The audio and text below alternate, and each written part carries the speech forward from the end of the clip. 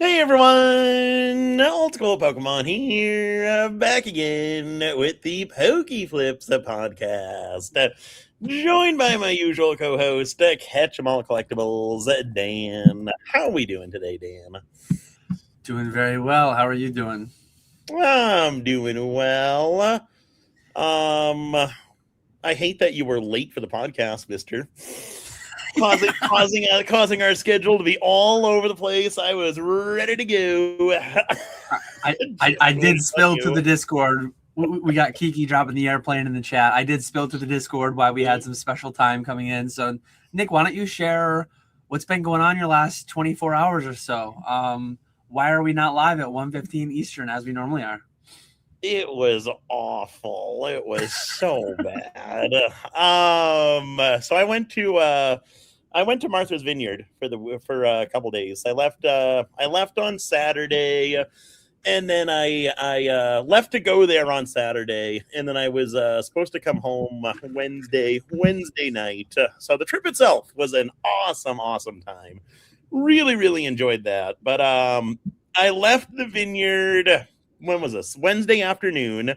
I got to Logan at like 2. No, it was like 2:30 in the afternoon.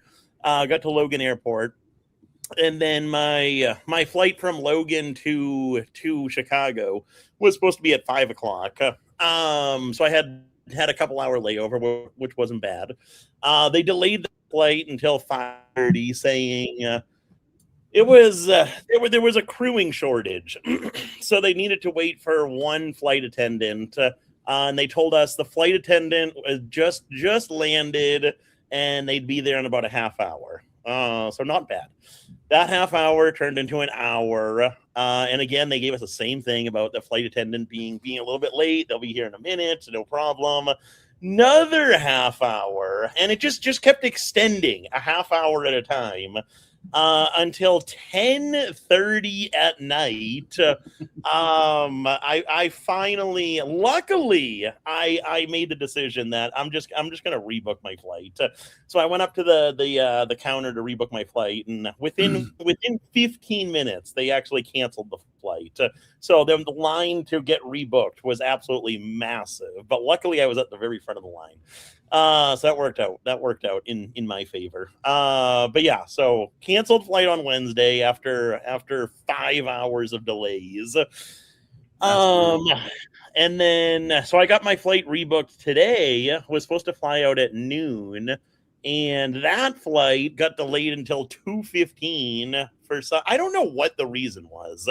The pilot didn't want to fly to Chicago, which that kind of made me a little bit nervous. So they had to get a new pilot to fly us. But It said maintenance. It said some maintenance thing in the screenshot you sent me. it said maintenance, but then they came on and said something about the pilot not wanting to fly because of they said timing issues. But I don't know. That kind of made me a little iffy there. But maybe there was a Pokemon Center drop and he didn't want to like go above the altitude, and he didn't want to lose service and miss cooking on that 30th anniversary product, whatever it was. Yeah, exactly. But we finally made it back after a day of travel. Hopefully we've got a great Pokeflipz podcast today because Nick went through some stuff to get here. But as always, we are going to be here for probably a little over 2 hours. I think we'll try to cut it by like 8:30 Eastern, since it is a little bit of a weird time. I want to catch bedtime with the family. Ask your questions. I did title us. I'm like, I have to have something. I didn't do it. What did you title us? Pokemon's back at MSRP. What do you think, Nick? You want to start there? We do have a decent bit to talk about. We were just talking before we went live. Next week is the National. I just got back from last week was the Fanatics Fest. So decent bit to talk about in this one. Let's start though a little bit with I'm going to try to pull up a TCG player chart here too. What do you think about all these latest and greatest sets Perfect Order, once the best set of all time. Stop it. Now it's widely available. It's Stop crashed. it. It is crashed, Nick, to MSRP. What are your thoughts? Are we panic selling everything? Are we panic buying everything? Is I haven't even looked at it. Is Perfect, Chaos, and probably not Pitch Black yet, but is Perfect and Chaos at MSRP or close to it? I'm sharing Perfect right now. So Perfect. Look at this crash. 225 down to 170. I think on the Pokemon Center, I think we looked at this last episode, but I think MSRP is like 164, 94, whatever it is. It's some oddball number. But there has been cases. Cases have been being available on eBay, $1,000. Some of the different websites. There's been an availability. I would deem this the first domino to fall. There is widely available sealed product for at or under MSRP.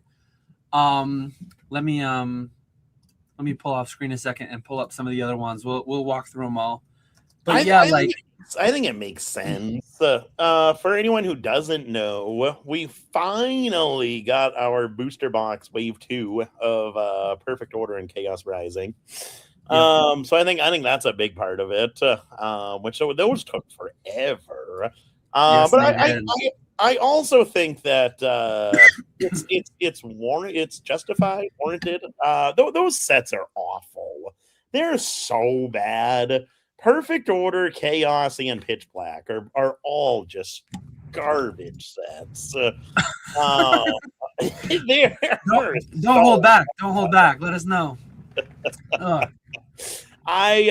We did the release night of Pitch Black, and it went well. People like the new sets. We do the MSRP drops on eBay, which are popular on the around the release, and then we did a rip and ship stream on the release night, and I am not a fan whatsoever of Pitch Black. I think that's the worst of the 3 sets. I would order them Chaos. Chaos is like the best of the worst, then Perfect Order, then Pitch Black.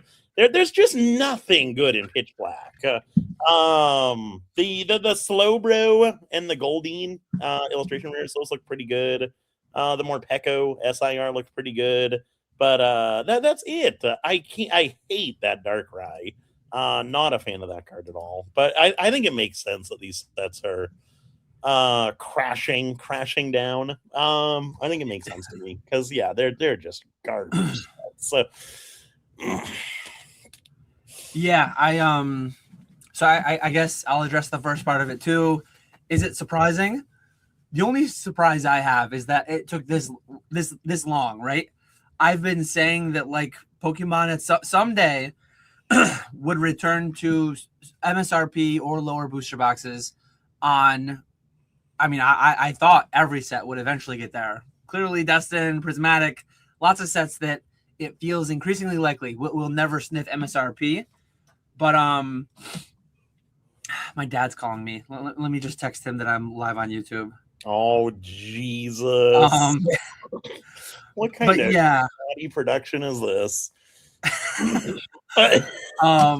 He is. He's probably calling me about tomorrow. He's probably coming over to work on the warehouse build actually. So I probably should have paused, turned my camera off, and taken the call.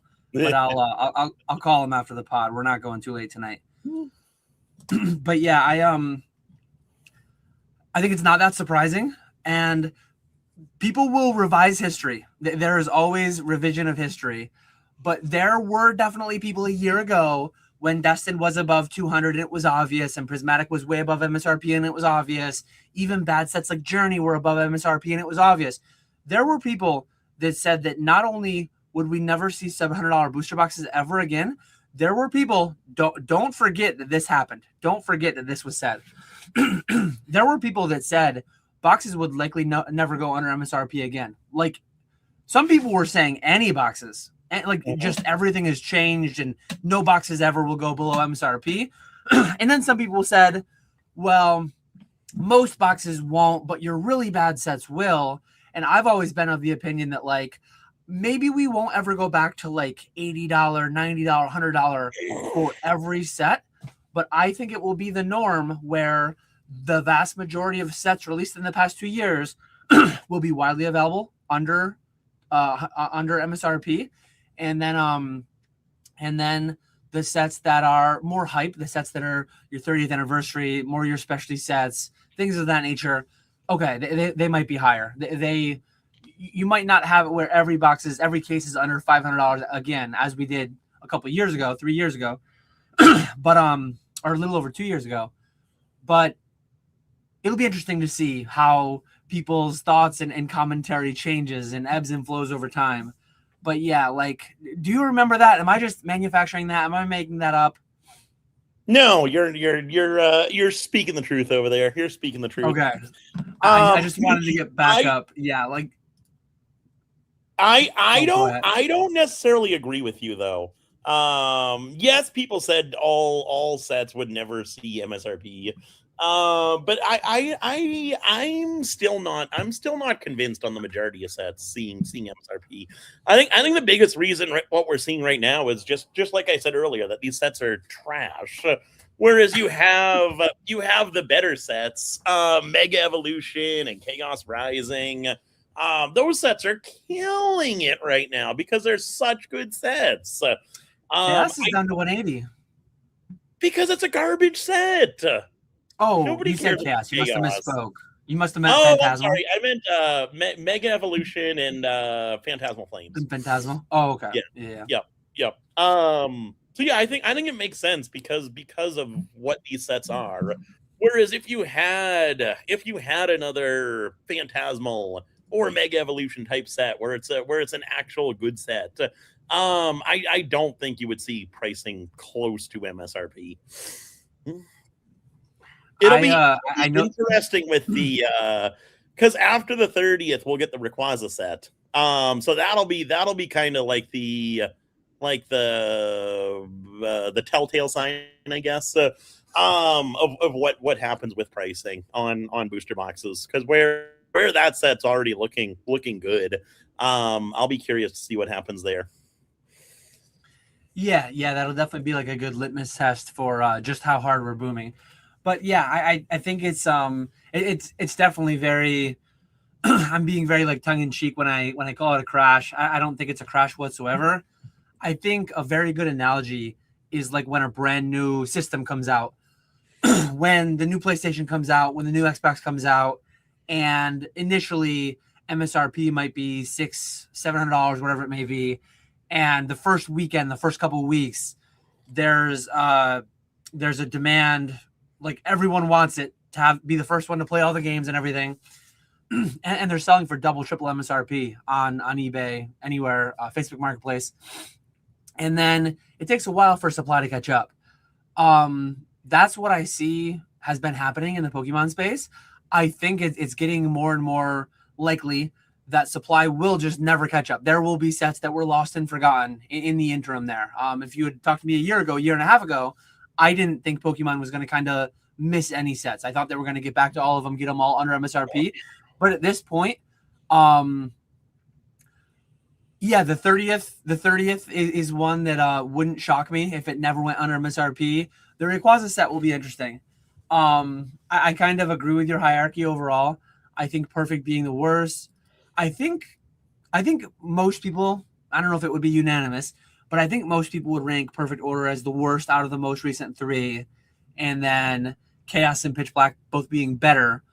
But whether more people would put Chaos as better or Pitch Black as better, I guess I'm not entirely sure. But next question. So that's like what's happening. Like we are currently, as we speak, and anecdotally too. I don't know if you like check this in your area at all, or if you hear from other people, maybe in the streams or whatever. I have buddies local to me who supposedly our Targets, our Walmarts, our shops are like, they have stuff on the shelves. There is Pitch Black, there is Chaos Rising, because even though Chaos is like 180, Pitch Black is 210 right now, there's not enough margin for people to buy that, pay sales tax, go on eBay, and then sell it and pay fees and ship it, right? So it's getting to that point where a lot of the demand is pulling back that was kind of artificial because they were just buying it to sell it to the next guy, to sell it to the next guy. So anecdotally, like, are you seeing more availability like in person too? I haven't been to a store in weeks. It's been a while since the last time I went to a Target or something. But I have seen like posts on Facebook in like the Chicago Pokemon groups of stock, specifically those types of sets. But then you look at like the Costco. What are the Ascended Heroes bundles or boxes? Just released called whatever those are called. You look at posts on those, people lining up at 4 a.m, midnight before the release. That's absurd. That is insane. Do people not realize what their like hourly return on that is? It's so small. One thing I'll say on that too, because I've been one to say like, don't you value your time? A lot of those people, and I'm not saying this in a mean way, a lot of those people would just be sitting at home playing video games, binging Netflix. Like, what are they doing with their time otherwise? If you bring your Switch and you bring your buddy and you bring the buddy that you would have been gaming with anyways, and you're hanging out and you're chatting, maybe you live in a state where you can have some beers in the line. I don't know. My state, I don't think you could get away with that. No open containers. But to give like a little bit of pushback on something that I have caught myself saying too. It's like, if you're not doing anything otherwise and you make a little like social gathering of it to some extent, but some of those people are definitely not doing that at all. Some of those people are like doing it to scalp, doing it to flip. And then it's like, yeah, it averages out to $15 an hour. And yeah, just dark type stuff.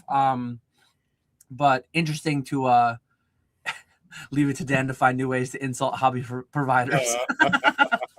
It's interesting to think about like the different people that would be in those lines, right?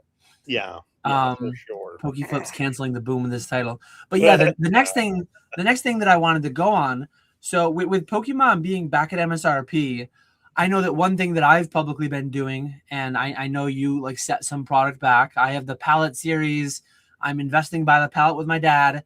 And one thing that I've been doing since Destined, I've only been setting back 4 cases of every set since Destined Rivals. Or maybe even slightly before Destined Rivals. Sealed investor than you now. So well, maybe not anymore, because now that these sets are getting so much cheaper, when like I'm not a set picker. I don't know what's going to perform best. I know people will always look back at with hindsight, Monday morning quarterback. They'll say this is the bet. Like, this is obvious that this is the most expensive set because XYZ. I don't know up front. And so I'm going to start setting back instead of 4 cases. I haven't picked the exact number yet. I think 10 to 12. So instead of 4 cases of Perfect Order, I'm going to have 10 to 12 on my palette instead of 4 cases of Chaos and very likely Pitch Black as well. I'm going to have 10 to 12 cases. So in spite of this new market that we live in spite of this new era of availability, affordability, I'm going to set a little bit further back because I just have a good one. I was going to say, I don't think Nick's talking to us on stream. Nick was talking to a carrier. What do we got? A PSA submission or something? PSA return back. That's exciting. Oh, there we go. I'm like, I could faintly hear it. It's like, I think I should keep talking because I don't know if we're supposed to hear this. I don't want people to hear things they're not supposed to hear. It's a good thing I didn't say anything incriminating. But are you changing anything like in light of the new information? And me personally, what I intend to do, like when boxes were $250, hindsight, I should have set back 20 cases of Destined. It's obvious, it doubled, blah blah blah blah blah. But like I didn't. I'm setting back 10 to 12 now since they're at MSRP. I like back when the pallets were born, I always said that I wanted to set back 10 to 20 cases of every set. I'm generally doing better. The market's booming harder. I have more cash flow, more capital to play with. My new number is going to be 30 to 40 cases of every set. So like, I'm not going to do 40 cases at MSRP though. So like I was doing 4 at any price. If a set came out and it was $1,000 a box, I was going to set back 4 cases. That was going to be my floor. But now that we're like going down, I'm going to do 10 to 12. If and when the boxes get down to like 120, I'll probably set back 15 to 20 cases. If and when they get to 100, I'll set back 40 cases, 50 cases of every set. So where were you at since Destined historically, and then like where are you at today? I'm like you. I do the same of every set, no matter how good or bad I think it is. And so for Scarlet and Violet, I was doing 4 cases of everything. For Mega, I've been doing 8 cases, and I picked 8 because I wanted to do more than Scarlet and Violet, and that's kind of what I got for Wave 2. I got 8 cases and a few boxes. So I just set back all the cases that I got. So every Wave 2, I'll just set all that stuff back. So I've been doing 8 cases of every Mega set. When you said you wanted to do more, I was waiting for you to say, I just wanted to do more than Dan, so I had to go to 8 to just one. So now that I've heard, I was between 8 and 10 and 12 cases, somewhere in that vicinity. Now that I've heard your number is 8, I'm cementing that I'm doing at least 10. But they are co-owned with my dad. So to be fair, if I put so that means you have to do at least 20. Yeah, because you only have half of those. Yeah, they are co-owned with my dad. So to be fair, like my 10 is a bigger number, but I only have half that. So, but I've shared this many times in many different videos, but I just added ME345. I haven't like actually started building palette 5 yet, but there's definitely going to be like 10, 10, and 10 as just a baseline. That's going to be the new number, just because of this surge in availability to some extent, just because of this drop in pricing towards what is the intended launch price of a set. And Nick mentioned Chaos Rising Wave 2 just hit. Perfect Order Wave 2 just hit upon release of Pitch Black. Have you had this start happening yet? My Wave 2 of Pitch Black is hitting now as well. I don't even know. I haven't gotten the booster boxes yet, but I don't think I'm going to get a Wave 2 of anything else. I think they just shipped it all together. Because I got 100. Usually I'll get 60 ETBs and then 40 ETBs later on. So 100 total. I got 100 ETBs at release. So I think they might have just shipped everything together for me, except booster boxes. Booster boxes are the only ones that I haven't gotten anything yet. But even like the booster bundles, I would get 2 cases and then 1 later on, and I got 3 cases. The 3-pack blisters, I would get 3, and I got 6. Do you get many of the 3-pack blisters? No, a couple cases. I don't even get a whole case. I'm talking 3 individual, like 3-pack blisters. Sometimes they do that to me, and it's infuriating. It's like, I don't want to turn down product. I'm not turning down product for liquidity or cash flow. But like I've begged them, don't give me 23 ETBs. It's like, give me 20 or 30. If there's another guy like if there's 4 of us or 3 of us with 23 ETBs, like do a random number generator and bless one of us with the extra case. Like I don't really want to decline my allocation, but I hate getting 3 loose ETBs and 2 loose booster boxes and 7 loose 3-pack blisters. So sometimes I do. I think I was just opening some stuff in the garage earlier, and I had a sealed case of 3-pack blisters from one distro, and then like 6 loose ones. So I got 30 of them apparently. Let's just deal in, like, we're all adults here. Let's deal in case quantities. What are we doing? It's so dumb. Yeah, it's annoying. But yeah, I was just gonna go somewhere with that and I forgot. Oh yeah. Let me see if I can find it. I don't want to share the whole thing, but I took a screenshot. So yeah, let me open the screenshot in my browser. Okay. So one thing, and I've definitely been consuming a lot less PokeTube lately, so maybe people are talking about it and I'm just not aware of it. But one troubling email that I got from a distro recently, Pokemon is requiring all shipments to arrive on or after the official release date. We normally aim to deliver a bit early, but that will not be allowed for this product. My distro sent me an email regarding the 30th anniversary product, and this was accompanied by it. Very troubling thing because I had my office hours early for the Patreon. If you want to join the Pokenomics Patreon, Jake and myself, blah blah blah, all that stuff is there. Everyone here is probably at least aware of that. But historically speaking, and Pitch Black was interesting. I got Pitch Black on Tuesday. Release was Friday. I hate you. So I literally got it on Friday afternoon. It was historically awful. speaking, though. So I've had two distros for 12 years. I have never gotten a set on Tuesday. I don't know why. I don't know how. This is the earliest I've ever gotten a set. And historically speaking, I'm not going to name names.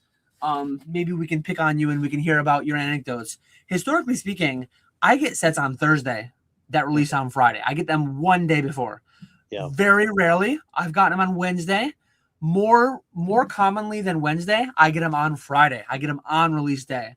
So like mine is usually dark. How Pitch Black came on Tuesday, like I have no clue how that came so quickly. But again, I won't throw names out there, but I know several people who get it like a week early. If it releases Friday, they get it the prior Friday, the prior Wednesday, the prior Monday. Like I know people that get it 1 to 2 weeks ahead of time. If Pokemon holds true to the statement that I just showed, what does that mean? So like if there are guys out there that get a week and a half early and I historically get it 1 day early, logistically speaking, a distro cannot ship their entire allocation of Pitch Black in one go, right? Or 30th or whatever set it is. That's a multi-week process. Pokemon isn't their only game. They have releases for Magic and releases for One Piece and releases for everything else and supplies and blah, blah, blah. So, like, I think the most likely outcome is that this doesn't hold true and I'll probably still get product generally when I have. But this is scary because, like, if the guys that get it a week and a half early can't get it until release day, when are the peons like me and Nick going to get it?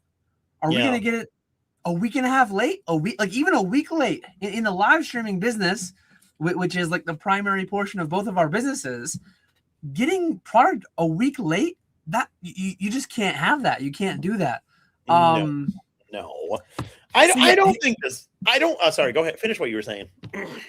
I was just gonna ask, like, address everything that I just laid out, but then like additionally, historically, when have you gotten your allocations? Comparatively to me. I'm the same as you. Normally it'll show up Thursday.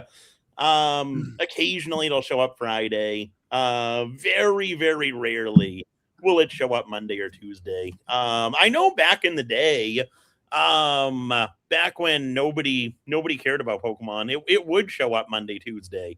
And I'd have basically that whole week to break stuff down, do my mass openings, get all my singles listed. So it did happen, but then it quickly stopped, and now it's right around release, which is definitely a pain. It's not fun. But yeah, I don't know if that'll change anything. People, I haven't looked into it at all to see if like they're real videos or fake videos. But have you seen like today and yesterday?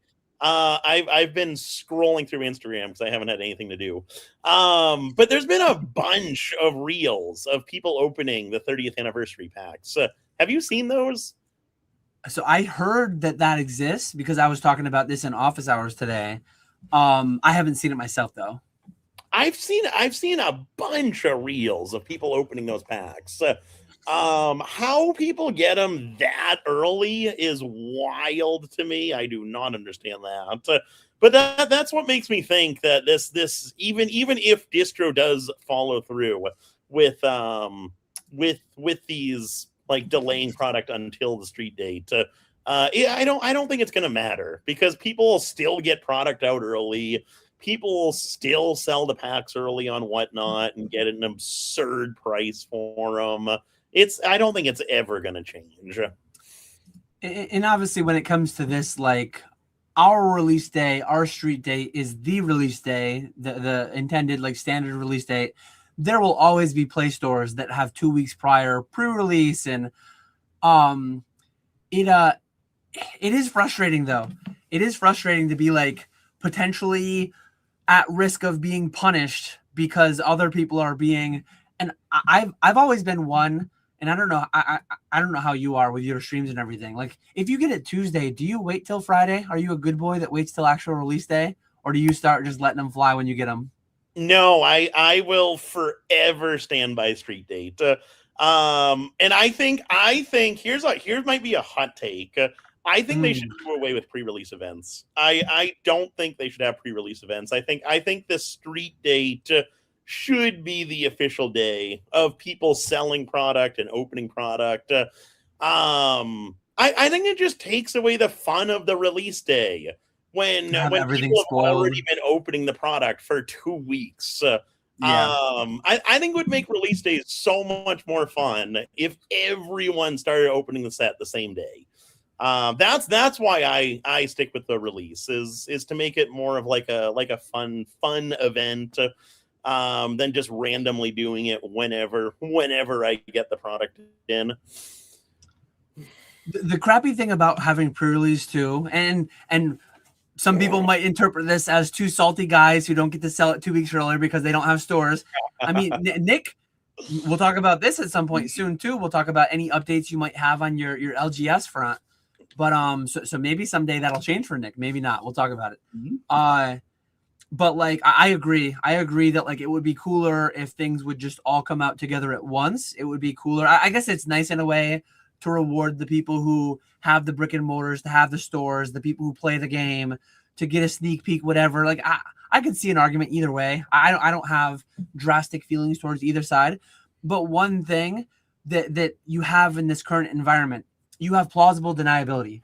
So me being the good boy that I am, and admittedly, like I don't get product till Thursday anyway, so it's not like I could violate this heavily. Pitch Black was the first set where, like, theoretically, if I wanted to, I could have violated it a couple more days, selling before Street Day. But I've always gone on Street Day because I've asked my distro before. I've heard people make the arguments that, like, oh, if you rip it on Monday and ship it on Tuesday, they don't get it till Friday, so that honors Street Date. As far as I've always been told by multiple distros, caveat that they could be wrong, they could have misunderstood it, they could have gotten bad information, but they've always told me that Pokemon's intent is that you don't rip the product until Friday. So I've always abided by that. Thursday night at midnight, Friday, basically. That's when we've always gone. But the issue with having pre-release events, I know people do this. I could do this and gain plausible deniability, but I've never gone that route. Since certain stores get product 2 weeks early, some amount of them sell their stuff to rip and shippers. Some amount of and there's all the like bad things about that because it's intended for play and they're taking away from players and it's supposed to be prize support, whatever it's supposed to be. But some amount of that does go on. So like, oh, that's not my distro allocation of Pitch Black. That's one that I bought on the open market from somebody else. So people wash their hands of the liability. I'm not breaking Street Day. I'm not breaking my arrangement I have with my distro. I'm selling other product. People get that plausible deniability. They get their distro product on Friday before release. They stream it all week, getting all that extra premium, getting all that extra juice basically on their streams. And they're dipping into their actual distro product. That definitely goes on. So if and when that were taken away, it would in a way it would like we're saying this as guys that would benefit from it, but it would be nice if the platforms would care. If hey guys, release date is this, nobody streams it. If you don't have all that ambiguity of oh well, some people have it legitimately and some people don't, and if whatnot, if eBay, if Fanatics, if these platforms were to crack down, there is no titling streams with Pitch Black in it until Thursday, like Friday at midnight or whatever. Probably never going to happen though. But with something like this, I don't know. It'll be interesting. It'll be interesting to see if that has any effect. That will be interesting. I hadn't heard about that. I'll be curious to see how that goes. That'll be so dark. Like that'll be awful. Remember Ascended Heroes release? Oh, only God, the 3-pack blisters came. Yeah. We were sold out of Ascended Heroes. Like I've kind of picked on you before for selling out of product. I'm like, oh, we price it higher because you were doing your MSRP releases of sets and all that. We were always pricing higher and never running out of stock. Ascended Heroes, we ran out of stock so many times. If I literally have nothing in my hands on release date, not only will we run out of stock, we might not be able to stream with the product for like 3 or 4 days unless I decide to go into the open market, get scalped. Like it sounds nightmarish if they actually uphold that. It sounds like a you problem. I mean, it very much is. But yeah, I hope this is just all talk, no walk. If it is all walk, that's gonna be frustrating. Yeah, that will be for sure. It'll be interesting. It will be interesting. Krabby said, you can sell all the loose ones to me. I'll take the burden off you. Walrus says, dang, getting loose ETBs. I'm sorry you're going through this, man. Truly. Oh, that's funny. We're getting no sympathy from the chat today whatsoever. No sympathy. I wouldn't have it any other way either. First world problems, very much so. Yes. But yeah, when my dad called, tell Pops $1 super chat to get to the front of the line. That's hilarious. Leave a comment, Dad. I can answer live. Oh, the lumber's getting delivered tomorrow. So the warehouse is yeah, we'll do first thing tomorrow or late tonight. That is very exciting. Yeah. I'm assuming that's just the lumber for that wouldn't be the trusses yet, I don't think. But the trusses are ordered. The let me see if I can do a little. Should I? Maybe I'll save it for a future video. I was gonna say, like, should I do some progress pics of the status of the warehouse? But I think I'll save that for a future video.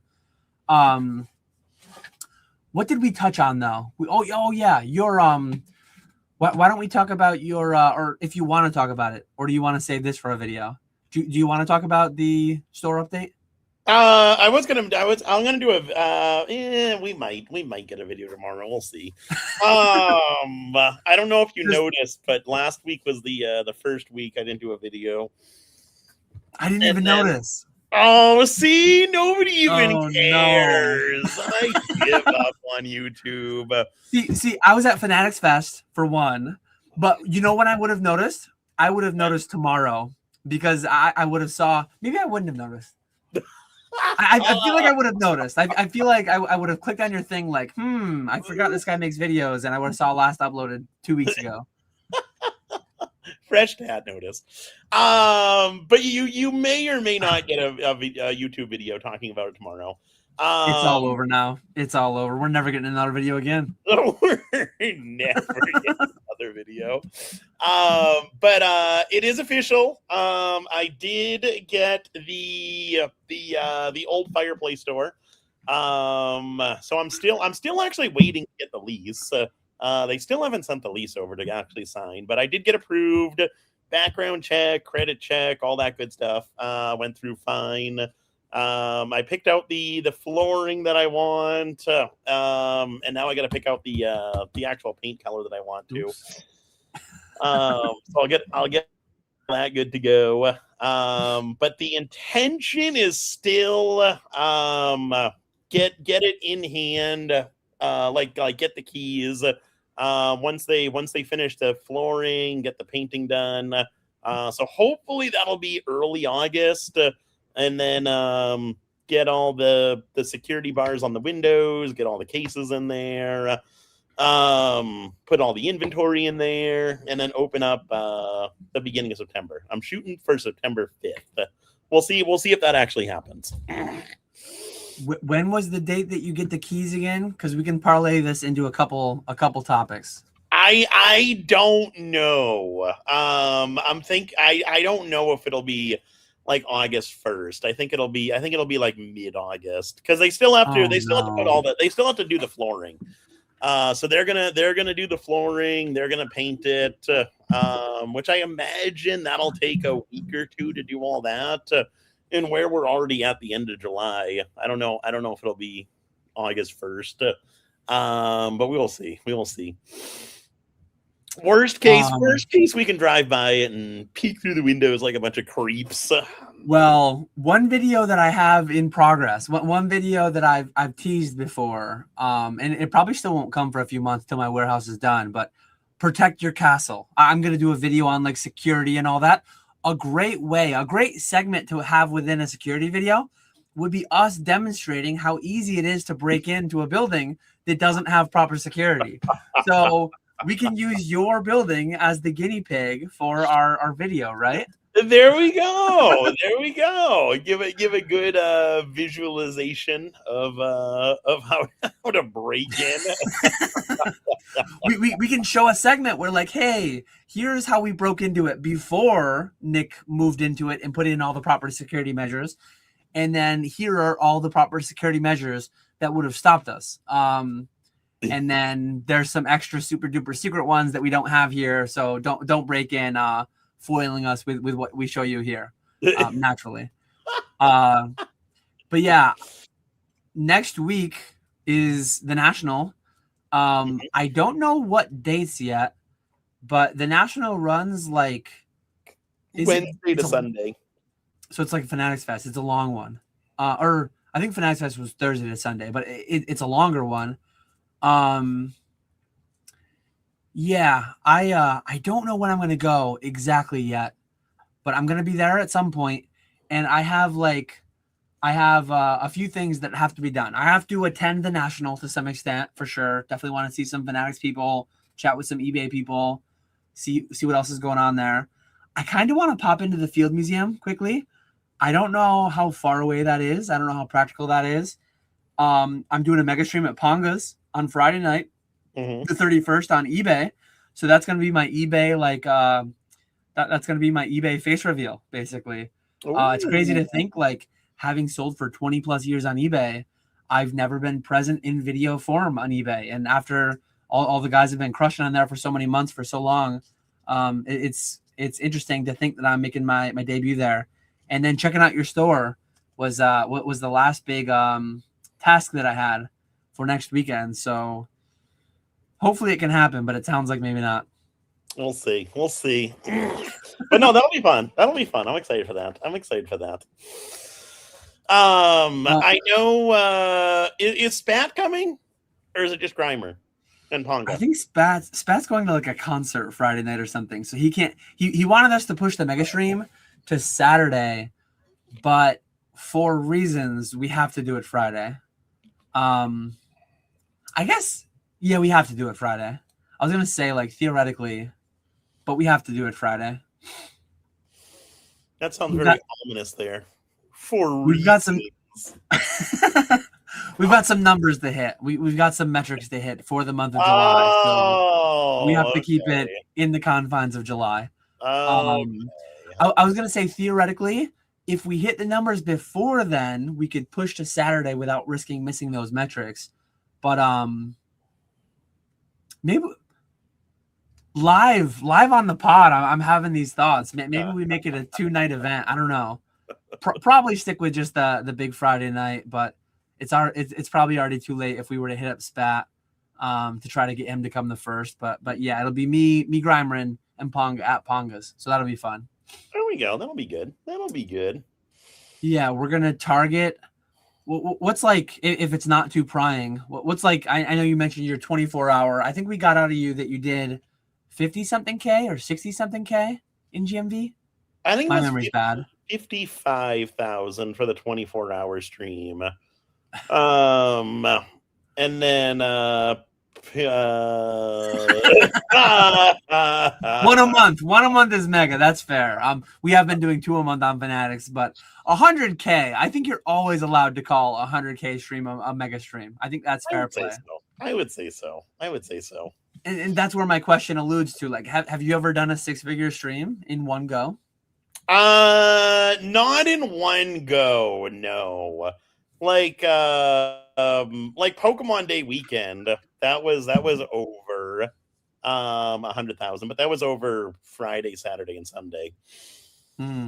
No, Yeah, I we're think gonna be the biggest single stream was probably this past 24-hour stream. we're gonna be letting them fly. We're going to we're gonna mega it up and hopefully do 150K. I guess we'll see. There's a little bit of, historically speaking, the last 20 months since we've been doing live streams, there's been hesitation out of different parties. There's been hesitation from myself at times. There's been a little bit of hesitation from PK at times on certain things, probably. There's been hesitation from Ponga at times. Ponga's pumping the brakes a little bit. He's like, Dan, eBay might not be like Fanatics. eBay, we might not be able to just let them fly the same way. How would you know if you didn't try? So we are going to we're gonna let it rip. We're going to chuck some crazy stuff. Very high 4-figure slab sealed. I think XY Roaring Skies booster box might be the most expensive like sealed item we have, but 151 UPCs and ETBs and PC ETBs, and we've got a handful of slabs from 5 to 10K. It's gonna be a fun one, or a brutal one if they're getting 20% of market. I guess we'll see though. Definitely would be a great opportunity for a flipper to be the floor if it's going that brutal. I'll have to go live on Instagram and be like, you guys are sleeping. Somebody just made $2,000. They're gonna sell it back to me and make $2,000. Like, get in here, bring your credit cards. So you might see a panic Instagram or YouTube live during the mega stream if the first couple big items go rough. But I think saying Roaring Skies is the most expensive sealed item is something I never thought I would hear. Yeah, seriously. It's probably a pretty wild thing to just let an XY era booster box rip on a $1 30-second auction, but we're gonna see what happens.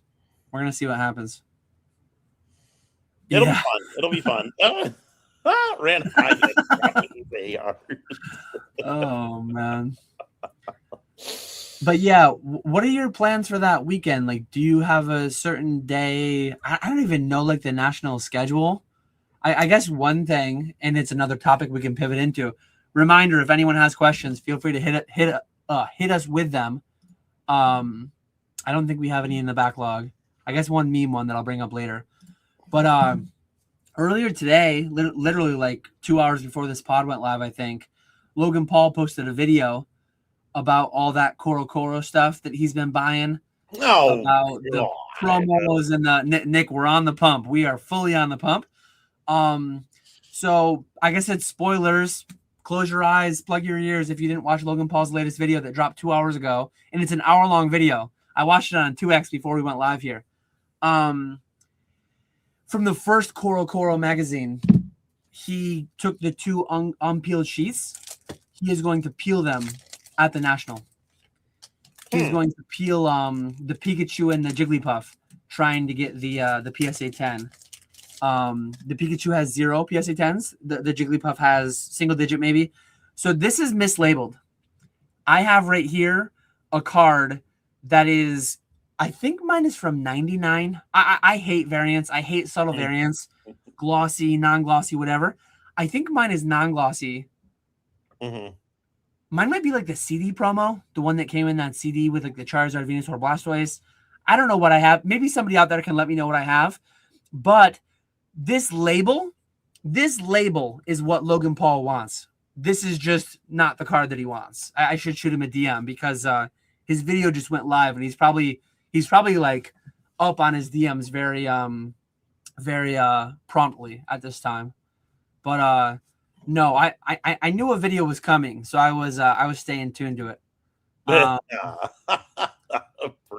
yeah, that's happening the 30th, like at the National. I think it's gonna be like on eBay Live. They're breaking a first edition base booster box again, and I don't know if they're auctioning the packs within the eBay Live. Maybe they were already pre-auctioned on Golden. Do you know about that? Did I miss that? Didn't they auction packs recently for something? They did a first base box auction at some point for like packs. I don't know if that was it or if this is a new one. It must have been this. But anyways, Logan, if you're out there, I won't tell anyone if you won't. But this is the label. Actually, the PSA cert is deactivated. So part of it's not from theft. It's not from anything like that. Actually, I bought this off one of my consigners. They vault transferred it to me in Fanatics, and Fanatics wouldn't let it be auctioned because it's mislabeled. But so it got deactivated that way. But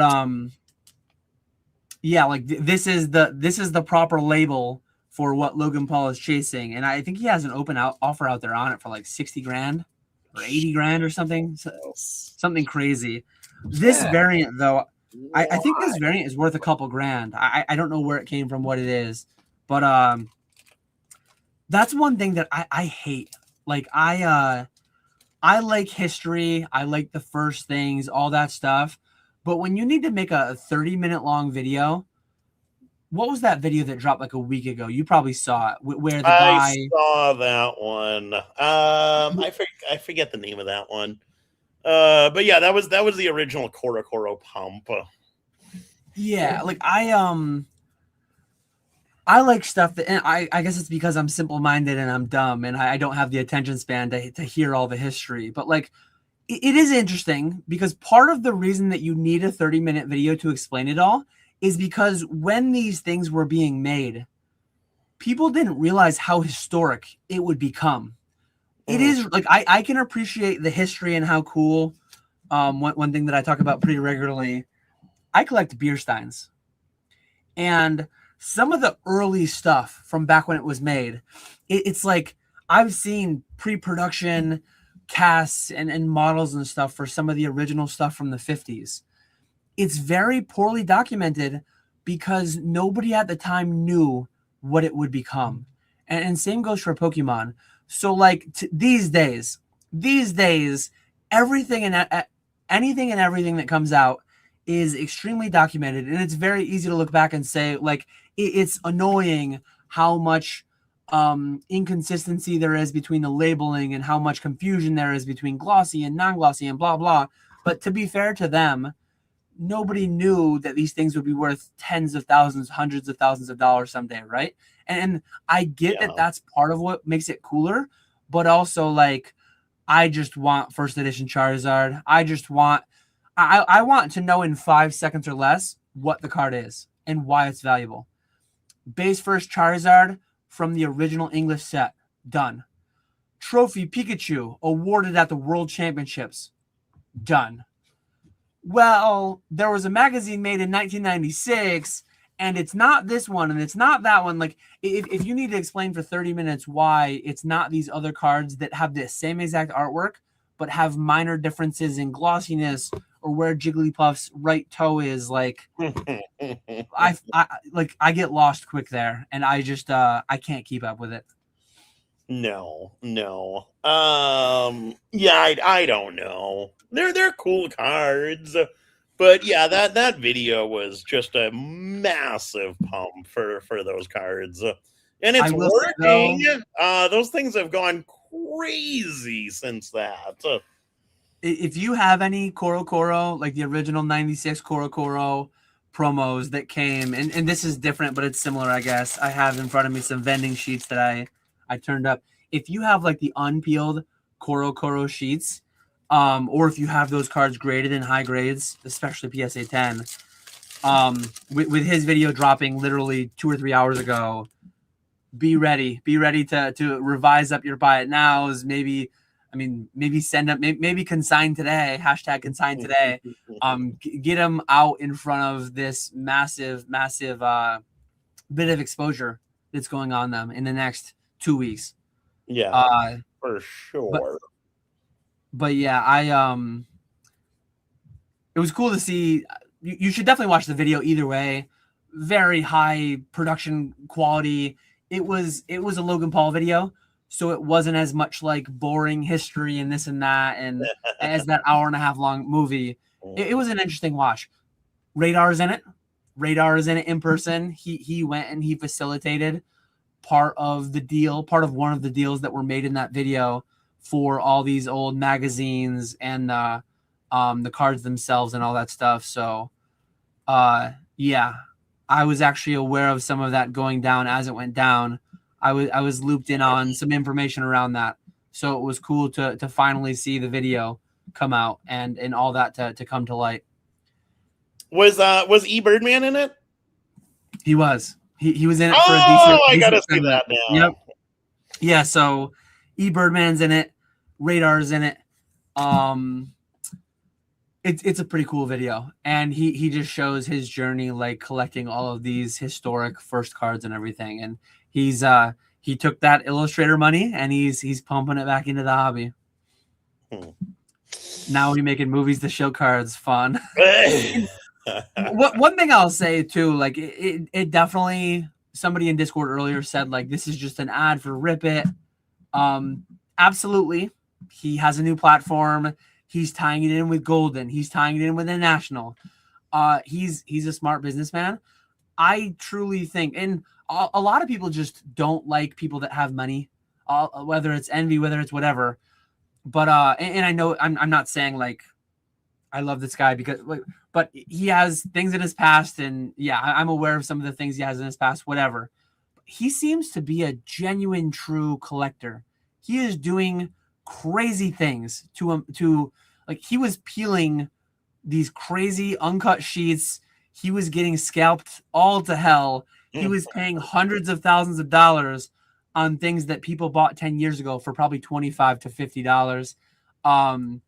And to some extent, like some of that, there's a business argument for it because of his platform, because of everything. He's going beyond that. Like there is some collector Logan in there for sure. And one thing that I think about, like my own journey to a much lesser extent than what he's doing today, but way earlier, I ripped the Sky Ridge booster box. I had the business aspect. I had like all those aspects, but like Collector Dan exists. Like Collector Logan was present in that video throughout. Some people will say it doesn't count because of money, and they just think money is evil and all that, blah, blah, blah, blah, blah. They can't forgive him for his past, whatever it is. I thought it was really cool to see Collector Logan kind of geek out on all that stuff. So yeah, I personally like the video a lot. Mm-hmm. Yeah, I'll definitely watch it. Barring this mislabeled card, I don't have any of the stuff. And I knew, I remember when the PSA 10 Illustrator was going to auction, I had heard through the various grapevines that was happening. Not that I have that amount of capital and cash flow that I could have like started buying up cheap Illustrator copies, but I didn't make plays on that little bit of insider info that I had. And I don't remember the exact timing, but over a month ago, I would say, I heard through the various grapevines that some of this was going down, and theoretically I could have gone and I could have bought up this, that, and the other thing. And I already had this on my desk at the time. I didn't do that. I don't like the thought of doing that. I know tons of people do that. That's always going to be a thing in collectible hobbies and spaces. But I definitely enjoy it, like outside looking in. It was definitely a cool thing, but it's just it's not for me. Like I opened every English booster box except for base first. I had a different desire and a different journey, I guess, out of my own stuff. Mm-hmm. I saw this come up in my feed, but I didn't watch it. Did you see the Beckett? I have not seen that. No. It actually came in my recommended. I added it to my watch later. I don't know. I don't know if that I don't know if I'll end up watching it, but I'll try to. A lot of things go in my watch later, and then a month later, I just purge my watch later, and I don't get to everything. I'm the same way. I'm the same way. Cubone says, hold on, you cut Radar in on the Van Goghs, so here to turn the favor with the Coro deals, right? I was aware of the deal. I'll say that. I was aware the deal was happening, and I wasn't made aware for no reason. But yeah, it was interesting to see the video finally come out after having heard about it prior. Super rare Coro, first cards ever printed, incredibly rare. Proceed to give them away to influencers. Biggest scam the hobby's witnessing. Wait, what's being given away to influencers? Like all the like him, whoever that guy was selling all that stuff to Logan Paul. I don't know about giving. He paid a good bit for it. Oh yeah, I don't know. I don't think anything was given in that video. He details throughout the video. There's like a ticker on the bottom that just goes up. His title is like, the title is like I think he spent $2.4 million or something across all the Coral stuff, all the magazines, all the everything. Jesus. But yeah, it not for me, but in hindsight, damn, 10 years ago, I wish I was buying that stuff. I wish I had some of those magazines kicking around that are going for a couple $100,000 now. Yeah, seriously.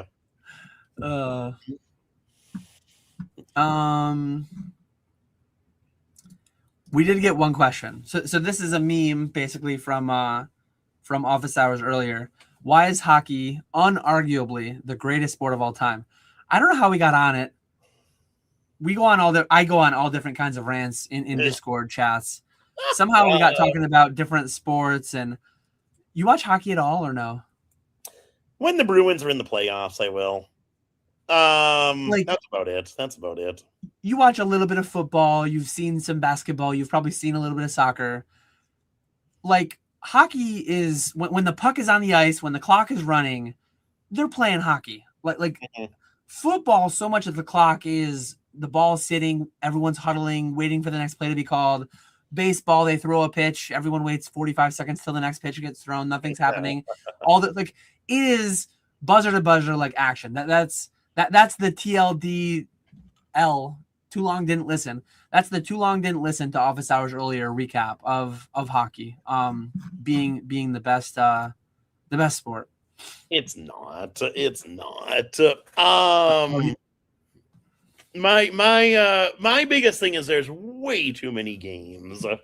I like football because you can watch it once a week, every Sunday, occasionally Monday, Thursday. But it's so much easier to follow. That was my biggest point. I said football is not the biggest sport due to inherent characteristics of it. It's the biggest sport for a lot of reasons. It is very fun to watch, a lot of great things about it. But like the fact that all the games, 90% of the schedule is condensed to one day. Mm-hmm. You can be a casual fan and you can watch for a 4-month period. Used to be 16 games, now it's 17 games. You can watch 17 games. Like you can watch over half of your team's games very reasonably, quite easily. Whereas with I'm wearing a Met shirt right now, 162 games. Hockey and basketball, 82 games. Like it's so much harder to do fantasy. It's so much harder to do the betting for them. NFL, for a lot of reasons. One being the schedule is the biggest, easiest sport to watch. But anyways, yeah, we got a super chat come in, so we better go. Hopefully this Coral Boom boosts up my Shining Mew I sent you for consignment. Anyways, this is my favorite live stream. Keep up the good work. Appreciate you, Chief Pokemon.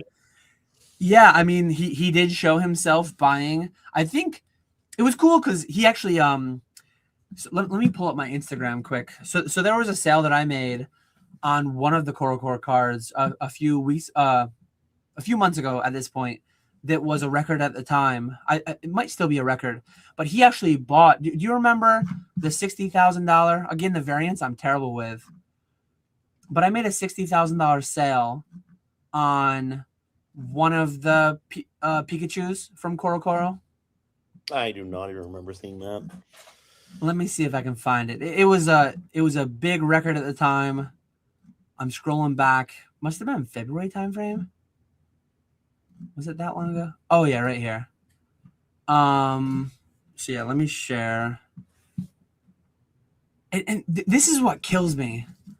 Let me get it on screen so I can have it visible for the rant. So this is what card. Back in 21 weeks, I sold this through consignment for $60,000. It's the 1999 Japanese promo glossy gray star Pikachu. I believe this came from Coral because in Logan's whole video, he bought this one and he said like, oh, it's actually a fair price. And he shows himself clicking the buttons on his phone, paying $60,000. Somebody must have saw this on Fanatics or saw this on my Instagram and been like, oh, I have one that I'd sell for 60 grand, and they listed theirs. Logan bought it. Another couple times, like his Korokoro Mew, I think they're selling for like 30K ish, or they were maybe even into the 30s. I actually bought one. I bought like Tetra Ninja actually mentioned it recently. I don't know if you've been caught up on your Next Gen podcast, maybe with all that time at the airport you did. You haven't, but he mentioned he sold me a Korokoro Mew. I basically bought that to sell into Fanatics for instant rips. So I don't still have it. I wasn't like buying it for me. I bought it to middle it into instant rips basically. But it was cool to see like videos of Logan clicking buttons on his phone, bidding, buying these cards. It was cool to see like part of that process. But but yeah, to me, like it's wild because going back to, I did it again. I accidentally turned off my camera instead of sharing my screen. But going back to the video that we talked about, like this Pikachu, this is the 99 glossy gray star. This is the 96 non-glossy. And then I think there's a 96 glossy. And then there's the Wizards of the Coast regular English one, like a Black Star promo. And then there's the pre-production prototype, blah, blah, blah, whatever. And in this one, his tail's here and this is there. And it's like, my eyes aren't good enough to see all these variants. I can't keep up with all that. I like that people like all that. It's cool. But I just wish the historical items were more like unique. It's kind of annoying that they made such like glossy versus non-glossy is the craziest one to me. Like printing the identical card just with different card stock. I don't like that. That's the big one. Like the gray Black Star promo star. That one's easy to tell apart. And I love it on the base that we got Shadowless. Like I love that first edition Shadowless Unlimited.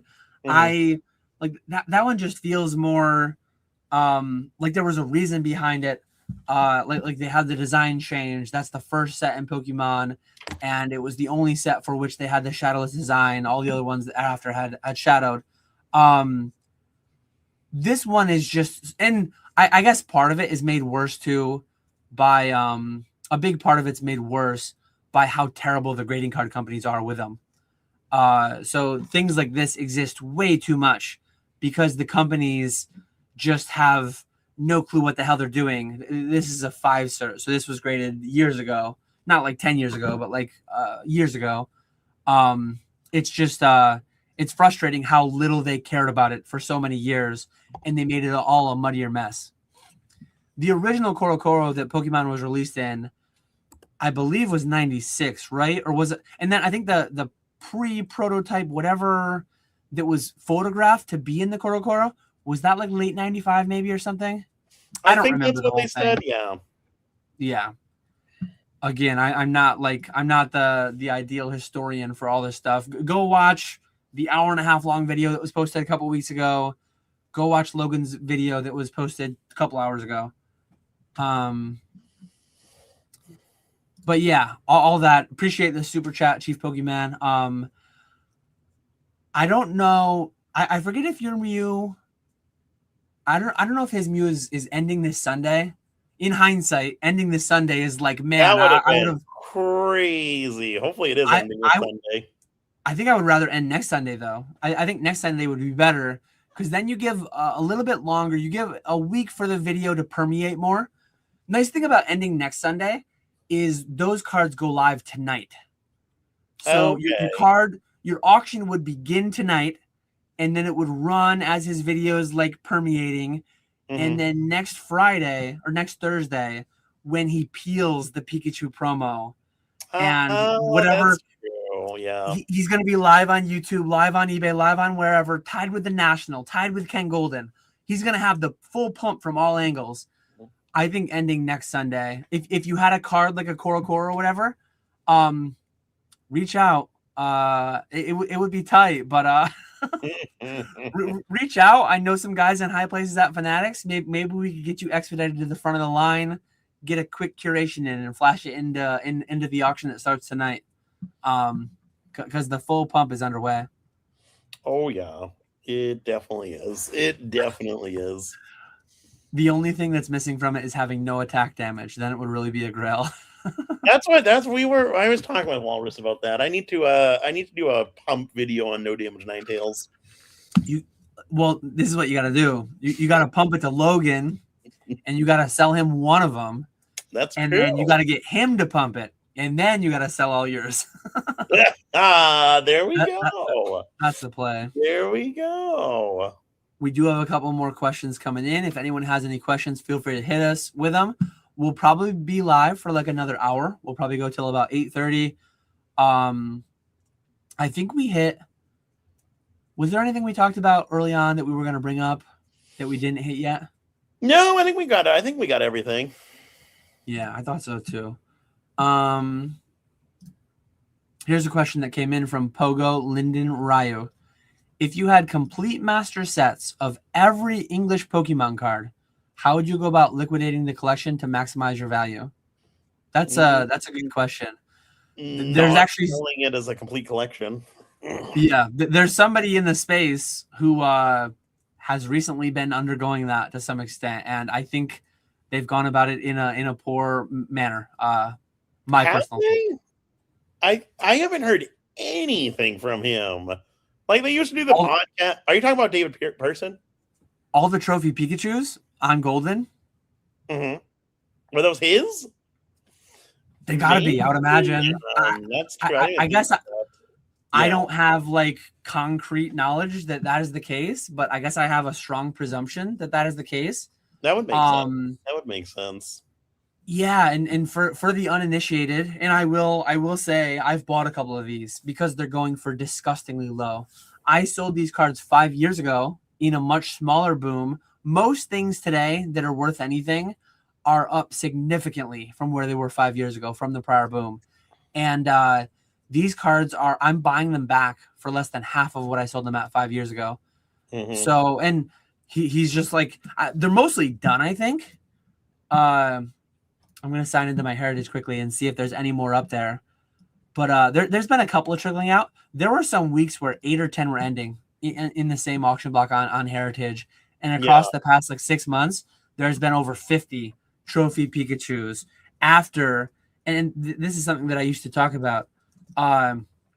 From 2014 when I got back in the hobby till about 2021 when I assembled my set of 1 to 4 full art Pikachus. I'll pull up Heritage too so people can know what I'm talking about. Let me make sure this isn't doxing me in any way. I don't think it is. It just says hello, Daniel. So I'm talking about these, like the awarded trophy Pikachus from the tournaments. It looks like most of them are gone, but like these are the half arts. From 2014 to 2020, there were only 3 to 5 public auctions of any, not these ones, not the half art, but the full art ones. This might show the ones that I bought.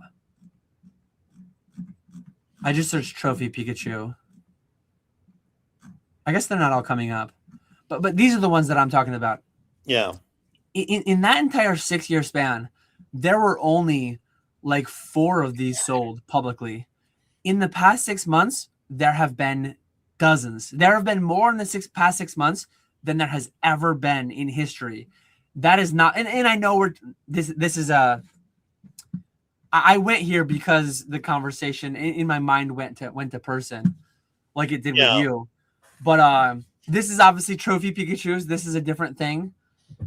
Technically, they are. I mean, they are English Pokemon cards. So you said master sets. I guess you wouldn't count these because these are promos, not from sets. But my answer remains the same though. Whether you're talking trophy Pikachus, whether you're talking master sets of everything, I wouldn't auction it all in one go. I wouldn't just insta auction them all in one go. I would go about it methodically. And this is going to sound biased, but I would find a guy like me. I would find a guy like TCA Gaming. I would find a guy like Scott Pratt. I would find a guy like Charlie Herlocker. I would find a guy like Old School Pokemon, Gem Mint Pokemon. I would find a guy who knew his stuff about the hobby, who knew like, oh, we should grade this one with PSA because this is probably going to PSA 10. Oh, we should actually go CGC here because of this, because of that, because it has a dent and it's gonna 6 at PSA, but it might 8.5 or 9 at CGC with a minor dent or whatever. I would try to find somebody to take on like a multi-year consignment relationship whereby they graded my cards. And I've actually done this with people before. So Pogo Linden Ryu, if this is a situation you find yourself in, consider this my resume. I've done this with people before. People have sent me their complete crystal sets. They've sent me their complete gold star sets. And they've said, like, Dan, I trust you. Grade them with whoever you think is best, and then auction them through a consignment service or through whatever. And I would take a route like that. I would not just instantly and this is where I'm being biased against myself, or I guess I wouldn't CGC Fanatics all of them. So CGC Fanatics is a service that I offer. I would not just insta CGC Fanatics everything.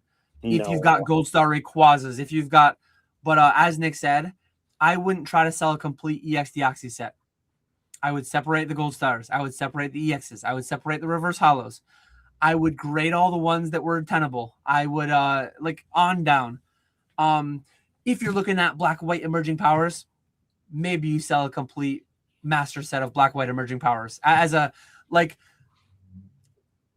week 1 list master sets of some of those cheaper things, master sets of 151 and evolving and things like that. If the Moonbreon's not going to 10 and the Rayquaza's not going to 10, like there's a lot of nuance. There's a lot of things to this, but it would be a process. It would be a long process done across years. If you had to liquidate immediately, you do say liquidate though. Liquidating and maximizing value though, those are at odds. Those you're not going to do both though. Pick one. Yeah. Since you say maximize value, I assume liquidation was like not really a typo, but I'm assuming it was just a poor word choice. Mm-hmm. But yeah, I've ranted a lot. Nick, what do you think? I would agree with you. I think the modern stuff you can definitely sell as complete sets.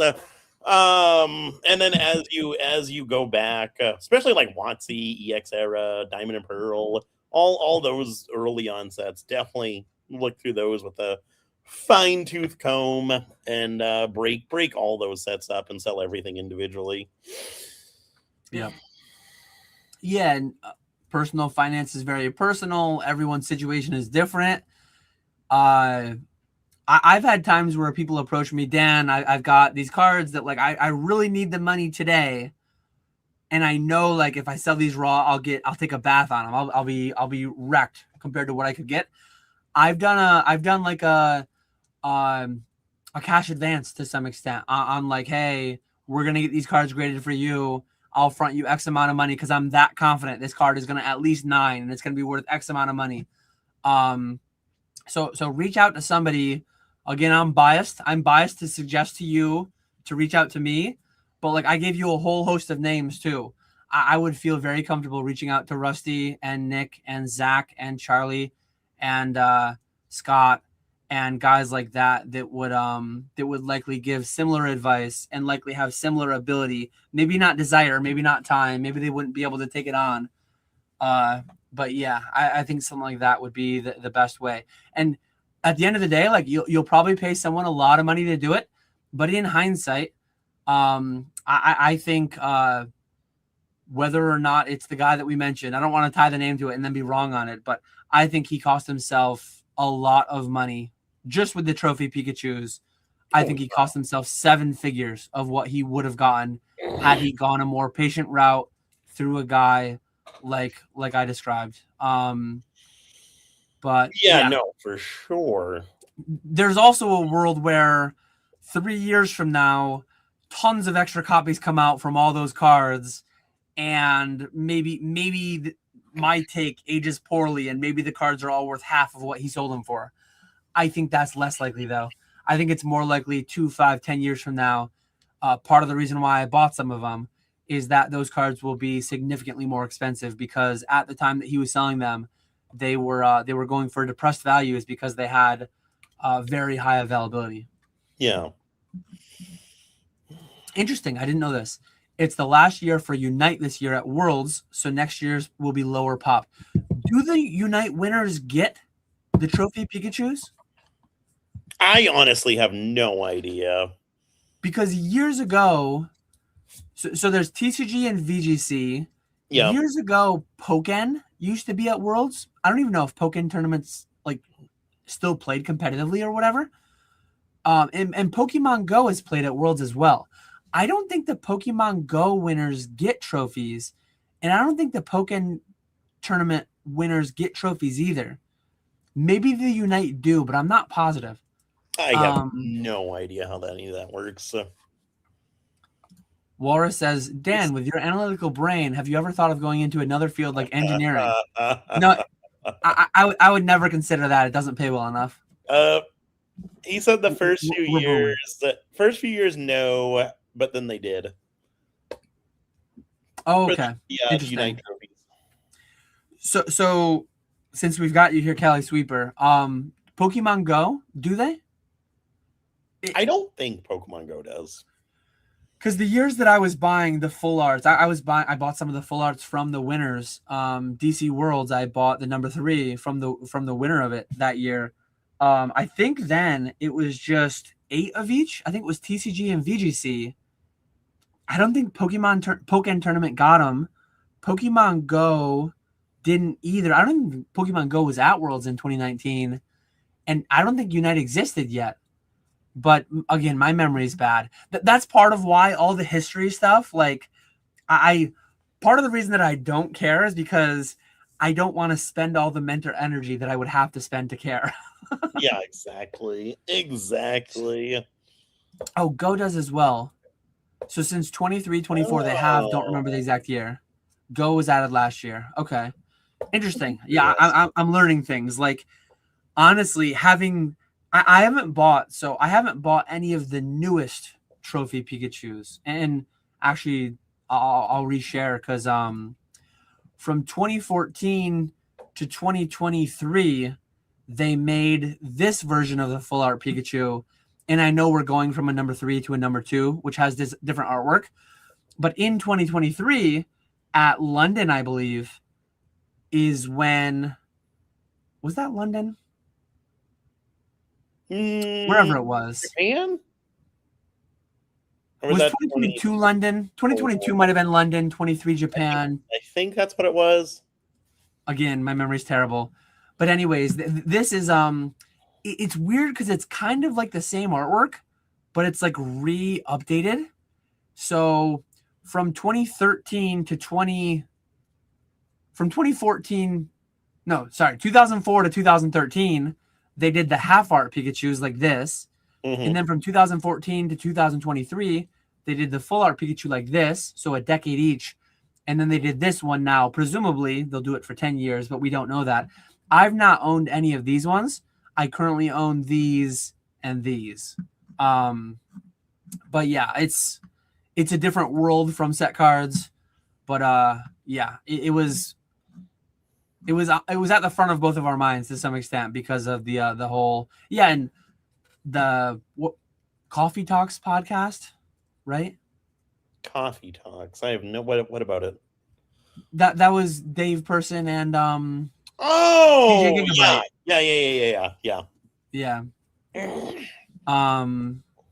I don't know the status of all his boxes and all his master sets and everything. Yeah, I feel presumably like he kind of fell off the face of the earth because they used to do the podcast. He used to post on Instagram every day.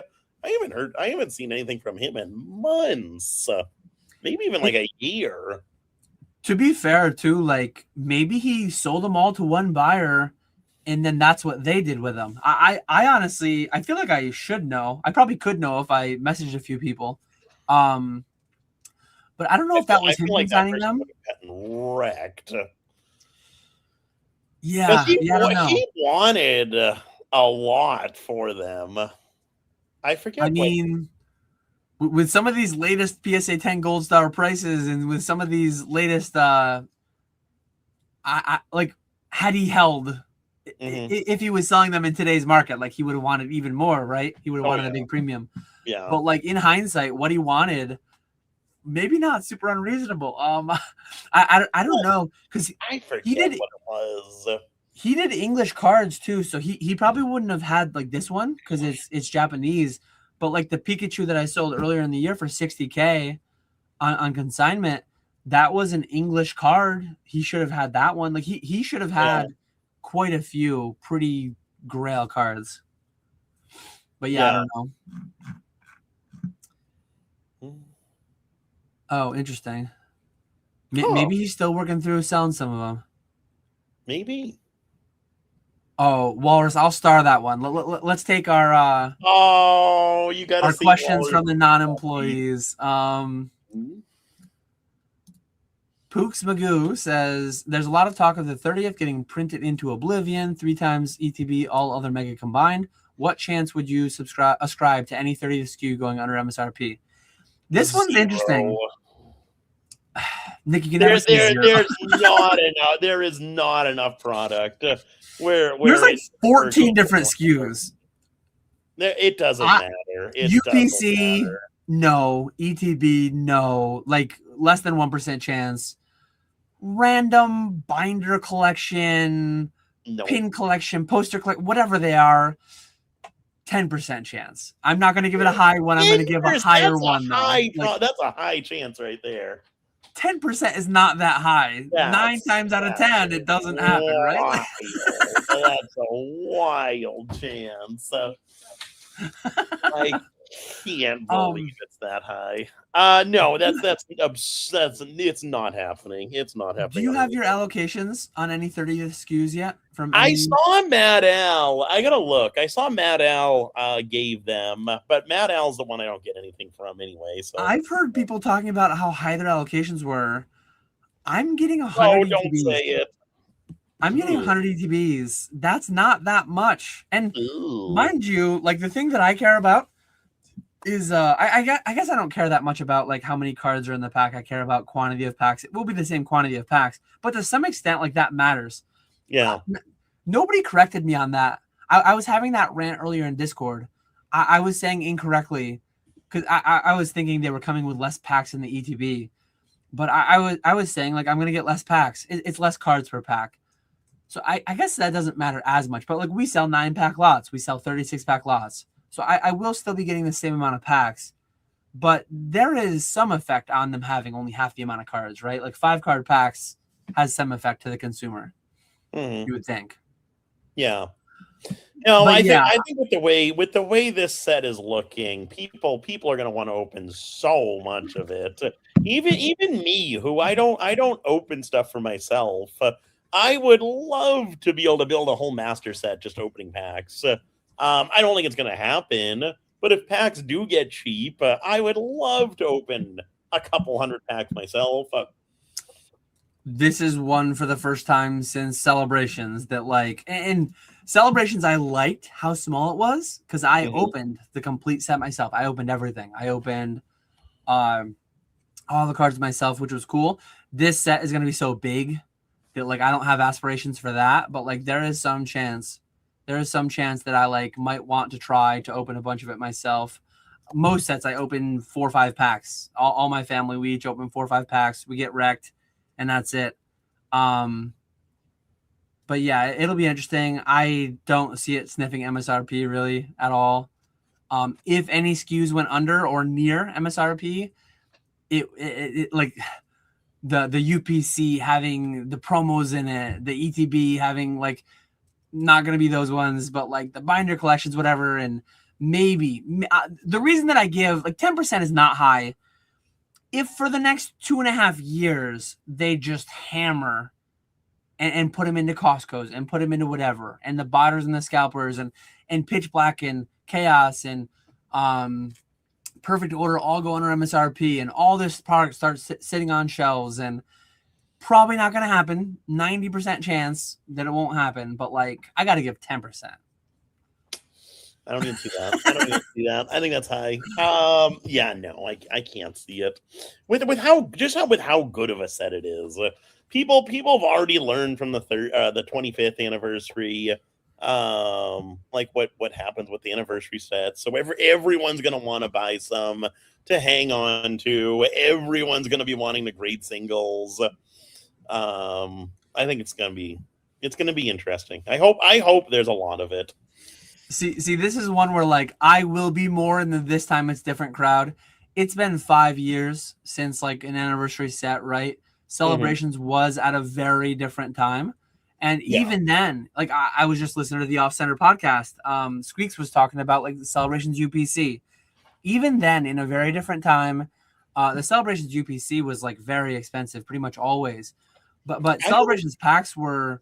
Oh, you're good. I forget how cheap were we buying Celebrations packs, Nick? Weren't we buying them for $3-4 a piece? I want to say $450 ish, somewhere in that range. I don't see me having the ability to buy 30th for $3 or $4 a piece. I don't see that either. I don't see that either. Most people that say these things are lying, and they will be long gone by the time things go down. But if 30th goes to $4 a pack, I will have by the time it gets to $4 a pack, I will already have bought 25,000 packs. And if it gets to $4 a pack, I will buy another 25,000 packs. So may Arceus have mercy on my soul if it does. KetchumAllCollectibles might go under if and when. If it goes to 3, I'm sitting on some heavy bags. But like a lot of people say that and I don't believe them. I'm saying that in a very truthful fashion, and a lot of other people I know are saying that too, and would put a lot of capital that they have sat on the sidelines waiting for it. 100%. Did you see Celebrations is like $40 a pack now? So nuts. I don't have much left either. It's getting tempting. It is getting tempting. How much do you have? You have quite a bit? 3,800 packs. Man's got diamond hands. It's easy for me to say this. Like I would sell half of those instantly. I mean, I would because I already did. I thought that when they were 20 or whatever. We've been bleeding them through the streams straight through, and then I like liquidated chunks of them here and there. Crazy though, absolutely crazy. It is. It's wild. Starring more things. We got Timmy McGee in here with the caps lock button mashed. Love to see it.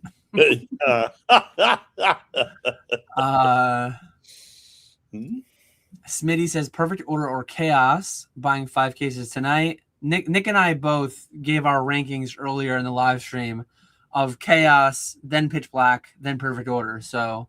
Whoa, that was your ranking. Right? My ranking was chaos, perfect, pitch black. Oh, I missed that. I didn't realize you had it below perfect as well. Yes, it is the worst of the 3 sets. My bad. There will be world exclusive Pokemon Legos this year. No, don't say that, Callie. Oh, that would be God, crazy. I hope that's not a thing. That would be crazy. I've been doing good about keeping up with all the Lego drops. Have you bought them all? I have. I don't know. There's a lot already, and there's going to be a lot. There are so many already. I don't think they're sold out. So like, this isn't like an irreversible decision. When the last batch dropped, I did not buy them. Like there was. Yeah. They dropped a lot at once, and I'm like, damn, this is gonna be a battle. So I bought the first 3 or 4. What was it? The Kanto trio, the Eevee, the Pikachu, and I think it was whatever else. And then the second wave, I bought like a dozen of them or whatever. Yeah, there were like a lot. 10 sets that came out as the second wave. And then the third wave, it's like, oof, I don't know. I think I'm already tapping out on buying all of them. I'm going to go through and I'm going to buy some select ones. The thing is that they're cool, but how do you display them? And then how do you ship those things? They're going to be such a pain to ship when you go to sell them. Well, first you grade them, then you sell them. That's the trick. I'm excited for the Pokemon warehouse for many reasons, But one thing that I'm your Lego envisioning collection is having like some display areas to some extent. I won't do much, if any, filming in there at all. I probably won't do my pods or anything, and maybe the occasional one. Maybe I'll have a setup in there, so maybe I'll have a back wall of some stuff going on. But I'm gonna have a lot of space, a lot of space. It's gonna be 12-foot ceilings, and I'm not gonna have pallet racks all the way around. So like theoretically, I have a lot of like wall real estate to potentially adorn with just whatever. Getting some cases higher up, have the lower area be useful. I'll have to just have a step ladder in there that I can walk up on, and I can look at my Lego sets that are from 8 to 12 feet in the air around the warehouse. Question though, I've been torn. Part of it, so the first 2 waves, I bought one on Pokemon Center and one on Lego.com. Mm-hmm. How are you buying yours? Are you buying 2 of each? And No, are you buying them I'm through just Pokemon Center or Lego? So like the first one I did through Lego, or first one I did through Pokemon Center, so I can get the little gym badge set. The second one later, though. They added that later to Lego.com as well. There was a glitch at first. They didn't have them on there. Okay. The second one I tried to do through Pokemon Center too to get the Ditto, but by the time I ordered mine, they were sold out of the Ditto. Yeah. So I did that one through Lego to get my Lego points, and then where there was no like, I just did through Lego to get my Lego points. I think Lego is more plus EV. 1, because it doesn't get botted to hell, and 2, because you get the rewards points. Pokemon doesn't really have rewards points like that. But yeah, I need to go through. I've had it on my list to go through and like buy some of the ones that I want, but I don't think it's gonna be in every single one, because like it's gonna get dark fast. It already is. They're already just pumping them out. Yeah, like how many thousands have you already spent? I don't think it's been that much yet. I think it's like 1,000 per release, 3,000 total. Well, 3,000 is thousands, right? I mean, I didn't say tens of thousands. I didn't say how many millions. 3,000 is a lot of freaking money. Like, part of me is like, 3,000 is nothing. Grade 1 cards, sell it. Who cares? Part of me is like, that's, as of a few years ago, that's almost a month of my household spending. $3,000. These days, it's only 2 weeks of household spending because we're booming. But yeah, a couple more questions. Let's keep plowing through actually a lot more questions. Let's keep plowing through the questions because their chat is waking up now. Thoughts on PSA 10 Evolutions Master Balls from Prismatic? I think with rotation, gem rates, and population, it's a good play for 3 to 5 year, I assume, hold. I don't speculate in slabs, personally. If I had PSA 10 Master Ball Evolutions, I would sell them. Short plastic, long on cardboard. I don't like those. I'm sorry, Clay. I'm not a fan of those at all. People don't like them in the streams either. They don't do well in the streams. Whereas like the SIRs, those will always do well. But yeah, the Pokeballs and the Master Balls, they just don't do well. I had such high hopes for the Master Ball design when because like we got it in Japan for 151 and I thought they were so cool, and then we got it for Prismatic and it lost the appeal to me.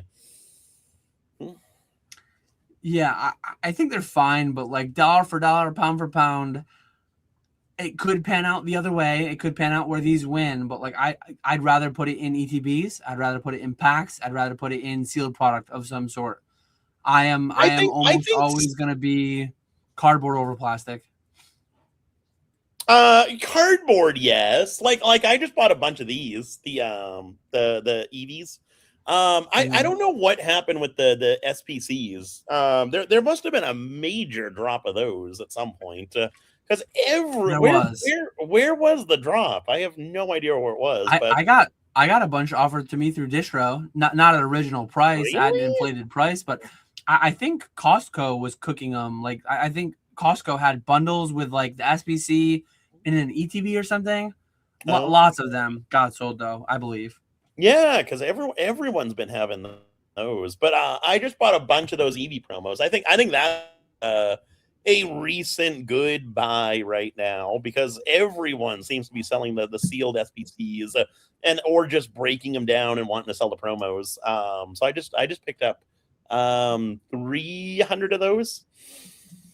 At what did I pay? $17 a piece. So I thought that was a good buy. Nick's on the pump. Mm. Shameless shiller. After my no damage Ninetales video, this is going to be the new video of the card to pump. There we go. Should have bought more Crown Zenith. Absolutely. Hindsight, too obvious. Yes. I think I peaked at like 15 or 16,000 packs of that. But again, like I am cash flowing way more than I was back then. I'm more capitalized than I was then. I like if Crown was available for $3.75 to $4 a pack today, like if I had the situation that I have today back then, however you want to look at it, I would definitely have 25 to 30 plus thousand packs of Crown. Yeah. We got a lot of caps lockers in the chat today. I like it. Everyone's yelling all over the place. We're hyped. We're booming. Do you think the shiny object syndrome around 30th anniversary release will distract people from Ascended heroes and drop pack prices into a buying opportunity? I've been saying this for a while. Just like Prismatic, I think that Ascended will eventually get cheaper than it is today. I've been saying that for a few months. It's currently more expensive than when I first said that, but I still think it's true. My low watermark for Prismatic was last fall, I think October. I was at one of the Collecticons, New Jersey, I think. Yep. And I had an email and I bought thousands of Prismatic at $6.75 a pack, if I remember correctly. Maybe we won't get quite as low because this time it's different, blah, blah, blah. But my target is, I think I'll be able to buy Ascended for $7, $8 a pack. I'm trying to find it. I think that was Card Party. I remember that. So that would have been when was that? Maybe October? It was October. Ascended's so. 15 a pack right now. It looks like it's back on the upswing. That's wild with all the Costco drops that just happened. Yeah, and like I definitely could be wrong. Like this is not financial advice. This is one guy's opinion and thoughts, and I don't have a lot of Ascended stash back though, because like I think it will be available cheaper. I've kept the streamers fed since that first rough month. Like we haven't sold out of it. I have several thousand packs, but like I don't consider that a big inventory. I will definitely need to replenish more in the future. Mm-hmm. And I plan to go deeper. Like, but my targets are to some extent, yeah. Like I instead of $400 UPCs, I would rather buy hopefully $8, $9 packs of Ascended or whatever they go down to if they go down there. Ooh, that's a good. I don't know. I think I'd go UPCs over Ascended packs. I think so. I think just with because you're getting all the promos, you're getting the 30th packs, you're getting the special 30th pack. I think I'm going UPCs. I do really like Ascended, but I think UPCs. I'm just making sure I starred everything. It looks like I did. Here we go. Here's a big one. You gotta get a dog. I mean, what are we doing here? I know. Walrus, he posted this on Instagram, so I'll be able to share it. Walrus just got a new puppy. I saw that and I messaged him. I said hopefully the final evolution is good. Because the first Evo is solid on that one. That looks like a good pup. Hopefully the final evolution is solid. Hopefully we don't get the Quaquavel treatment. But yeah, like especially with you getting the LGS, like you're setting up more routes in Chi-Town. You're probably going to be traveling less, right? Like you don't travel a crazy amount. You've got Walrus and Thrifty that could look after the pup if and when you do travel a little bit. But I think the LGS is a good argument to get a pup. I think so. I've wanted to get a dog or a cat, leaning more towards dog, for a long time, and I never have. Mainly because the first thing is, the apartment that I'm in doesn't allow dogs. So I gotta email the landlord and see if I can. But I think I'm gonna do that. Because there's a sister to the one that Walrus got. That's Really? for sale right now, and she does look very cute. Nice. Yeah, I have one dog, one cat. Last year I had two cats, one dog. One passed unexpectedly, which sucked. But I'm torn. I'm like my kids are at that age where they're asking for more pets. I would love to get more pets, but I've been traveling increasingly. My parents are great. Like they love puppy sitting. They don't mind coming over to check on the cat. I do feel kind of bad when we travel now. My dog goes to my parents and hangs out with all their animals. Cats you can check on once every few days, empty the litter box, fill the food. They're easy.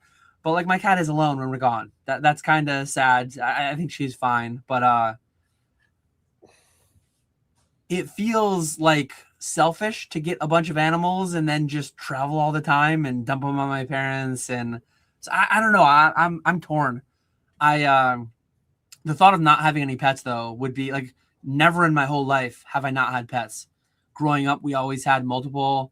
I guess for a very short time when we first got our house, like I'm talking like a month, for like a month. My girlfriend at the time, now wife, we had cats within a month or two, I think, from moving into our house. Yeah, it would be, and I guess at college we didn't have pets, but it would be super weird to live without them. But like especially once the kids go beyond high school and stuff, and when they move out, I want to travel like a lot. And it just feels like a weird lifestyle to have pets and just be without them so much. But maybe I'm overthinking it. If and when I do get pets again, I will plan on, like, I've never boarded my dog. There are places around me that board them. I think she'd do poorly with that because she's never done it before and she's 9 now. Yeah. So if I do get a new dog, I'll plan on regularly, like once every few months, just boarding it for a night or whatever, so it can learn that thing and figure it out and not always just be a burden on my parents or whatever. But yeah, I'm a big animal lover for sure. So definitely get a dog so I can come pet it.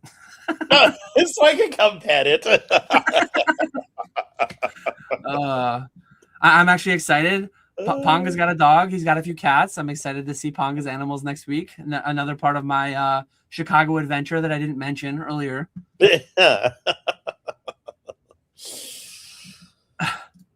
You guys eating rice and beans or just ramen during this crash? Yeah, summer slowdown. No, I just went and spent $700 at Costco. I'm having a cookout this weekend. Brisket, pork belly, picanha, pulled pork, chicken. We're going all out. So yeah, we're booming, and the meals demonstrate as such. Nice to see you, Mr. James. Nick, you see what happens when you miss one video? You're going to become the next ZNG Emporium. James hasn't given us a video for months and months and months. I'm just taking after James. That's what I'm doing. He was the motivation to start my YouTube channel. Now he's the motivation to give up on YouTube.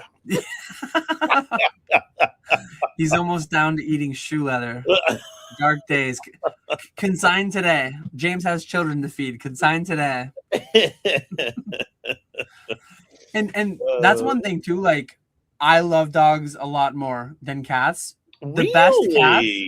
See, there are amazing cats. My cat who passed away in December was the best cat ever. And the reason that he was the best cat ever is because he was a dog in a cat's body. All the mannerisms of a dog. Like, he loved belly rubs. He was so friendly with everybody. But the big benefit with cats, especially if you have a couple of them, you can just leave them, fill their bowl, empty their litter box, leave them for a week. Like, see you later. They don't give a shit. They're cats. They're, but dogs are way more needy, way more work. But they're so much better. They're so much better overall. I slightly prefer dogs. It's not by a landslide though, because I do love cats too. See, the thing with me is like 90% of dogs are S tier, and 10% are not. Cats, 10% or less are S tier. A lot of them are A tier, solid animals, but like 30%, maybe that's too high. Maybe it's too low. 30% are just assholes. It is true. The one cat we have now, and she's buried two brothers. One was like her blood brother we got as a pair, and he passed away really young. And then we got another one, and so she's outlived two brothers. I mean, maybe or maybe not. Maybe she was involved. She can be a little bit mean, a little bit. The thing with like, she does not like me that much. She loves the kids. She's so good with the kids. So like, if I could only have it one way or the other, I would rather she be better with the kids than with me. But yeah, she's not S tier. If my wife's listening, I'm gonna be in trouble. But she's not in the 30% of cats that are F tier.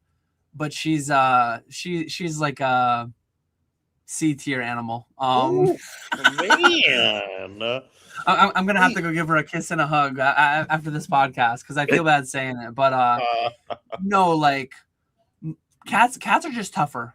Cats are great. Ones are great, but they're more rare, and maybe that makes it more special. Whatever. But like, yeah, my boy that we lost in the winter. I don't know if I'll ever have another one like that. Mm-hmm. Yeah, and it's kind of mean to say about my dog though too. I think she's the best dog I've ever had. But like, so many dogs are right there in that vicinity. So many dogs are like, they're just amazing animals. Yeah, I'll give you that. We better talk awesome. Cam's firing shots at us, talking about how Never Punished would never dilly dally like we are. Yeah, cat. Hold on, let me go through all these. Cat talk awesome. Woof. Negative EV combo. This isn't making us money. Market really is dead. Can we talk about making money instead, please? Good God, man. God, food talk now. Yeah, we are entirely losing them. So Mr. James, Mr. ZNG, Mr. James, Mr. Cam, hit us with your Pokemon questions. Hit us with your Pokemon questions. No, we need a Never Punished reunion. We need a reunion episode with the two of them. Are you guys like in the same room? I mean, did you guys like text each other to arrange? Let's go brigade Pokeflipz comment section. It seems like we must be hanging out right now. Anyways, that was our cat and dog segment. We're gonna move back to Pokemon so that we don't lose our friends because we don't want this to happen. What were we talking about with them when they came on? We spent like a half hour talking about something stupid, like fast food places or something. It was talking about a million stupid things. I forget what it was. I forget, but yeah. I don't remember. Cam dilly dallying over there. He was probably the one who started that conversation. So Krabby's bringing us back. If your distro access was snapped away tomorrow, how would you pivot your businesses? How would you survive short term? Overall, my distro allocation is like not substantial. We sold. Let me pull up the numbers. In 2025, we sold. Where is it?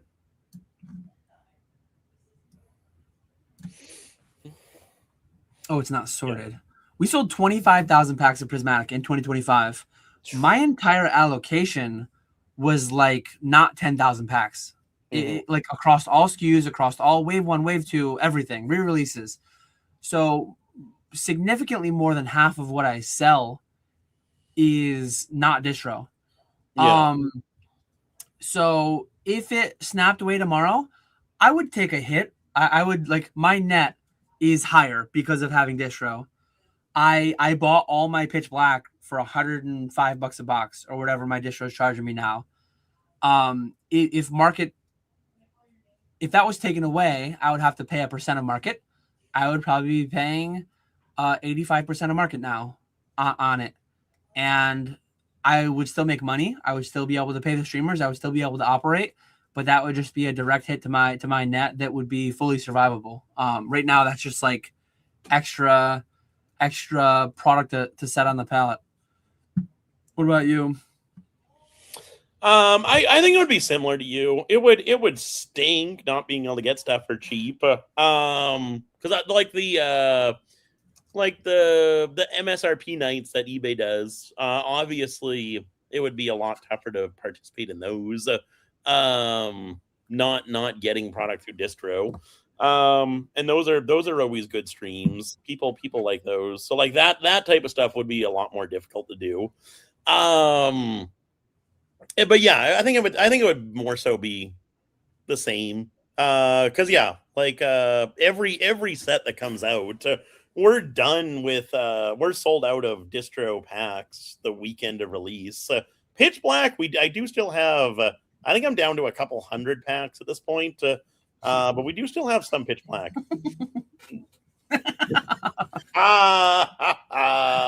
Oh man. Yeah. I mentioned that we talked about that a while ago, but he doesn't care. We have to re-answer this question for Cam because he's here. But yeah, I was aware. I actually had some insider info on the glossy Pikachu stuff, and I did not do the business thing. I did not go and buy everything out and buy into the pre-pump because I'm a dummy. I just answered quick, so you got the answer. I'm too dumb. I'm too dumb. I'm too dumb to arbitrage on pumping like that. And then further on Krabby's question, I don't know the percentage exactly. Less than half for me personally, but maybe it's different for you. It probably is. Singles and slabs wouldn't be affected by this at all. My consignments wouldn't be affected by this at all. So there's like a lot of aspects of my business wouldn't be affected at all. And then same goes for Nick, just different proportions. Yeah.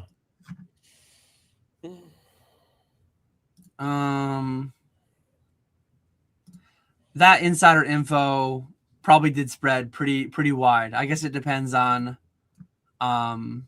when basically.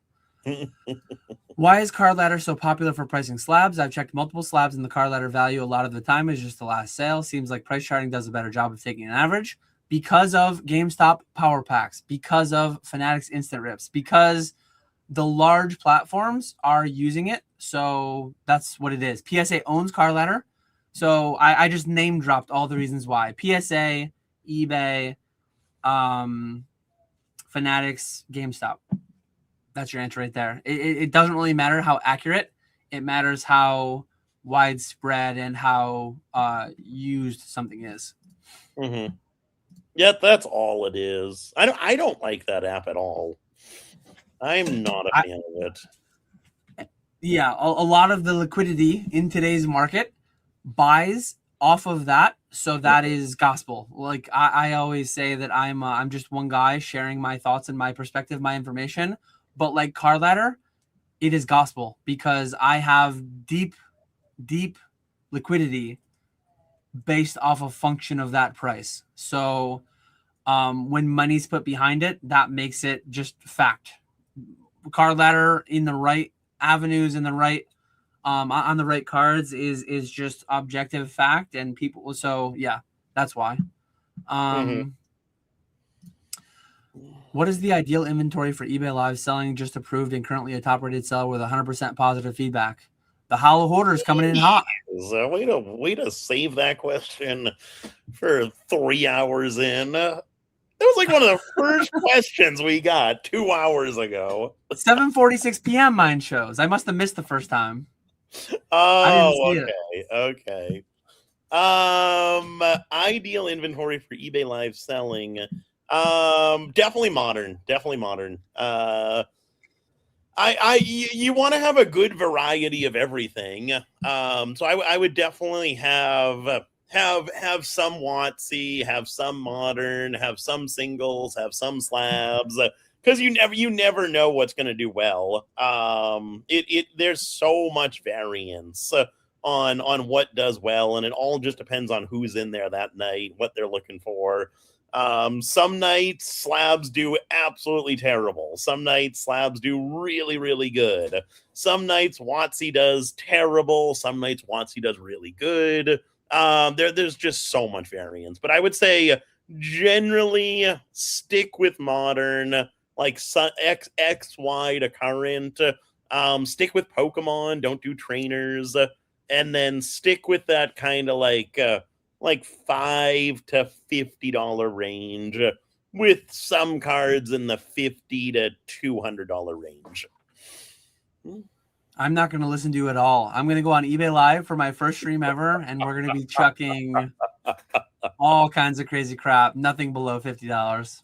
We're going big. So, but yeah, generally like focus on your S tier, A tier Pokemon.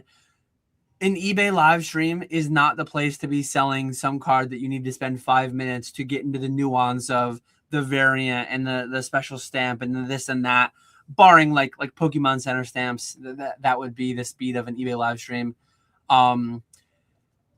Yeah, that's Nick covered it pretty well. With rumors that a few major repackers are slowing down slab purchases, where do you see that inventory moving? Will eBay fanatics get flooded, and do you think the slab market will drop? Yeah, I mentioned this too. Like I lowered my buy percentages for my personal summer slowdown. Like whether or not the market's slowing down, I'm definitely slowing down. I'm traveling a lot more this summer.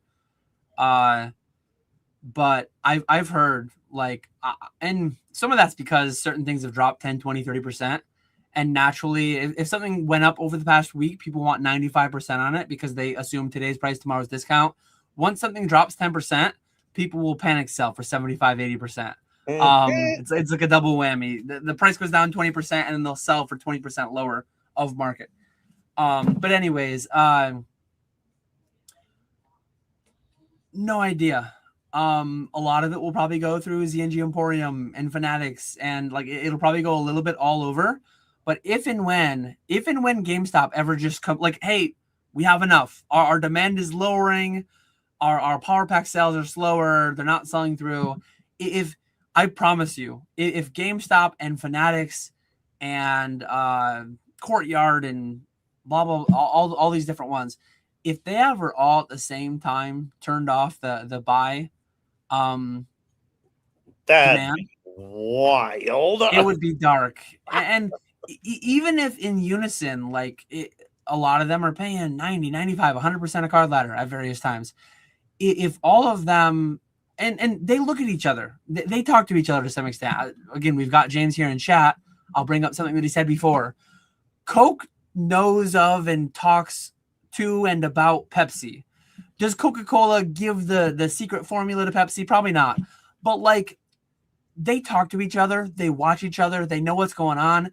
If and when GameStop were to massively across the board just stop buying or lower their buys at 10, 15%, Fanatics will know that. And they'll follow suit to some extent.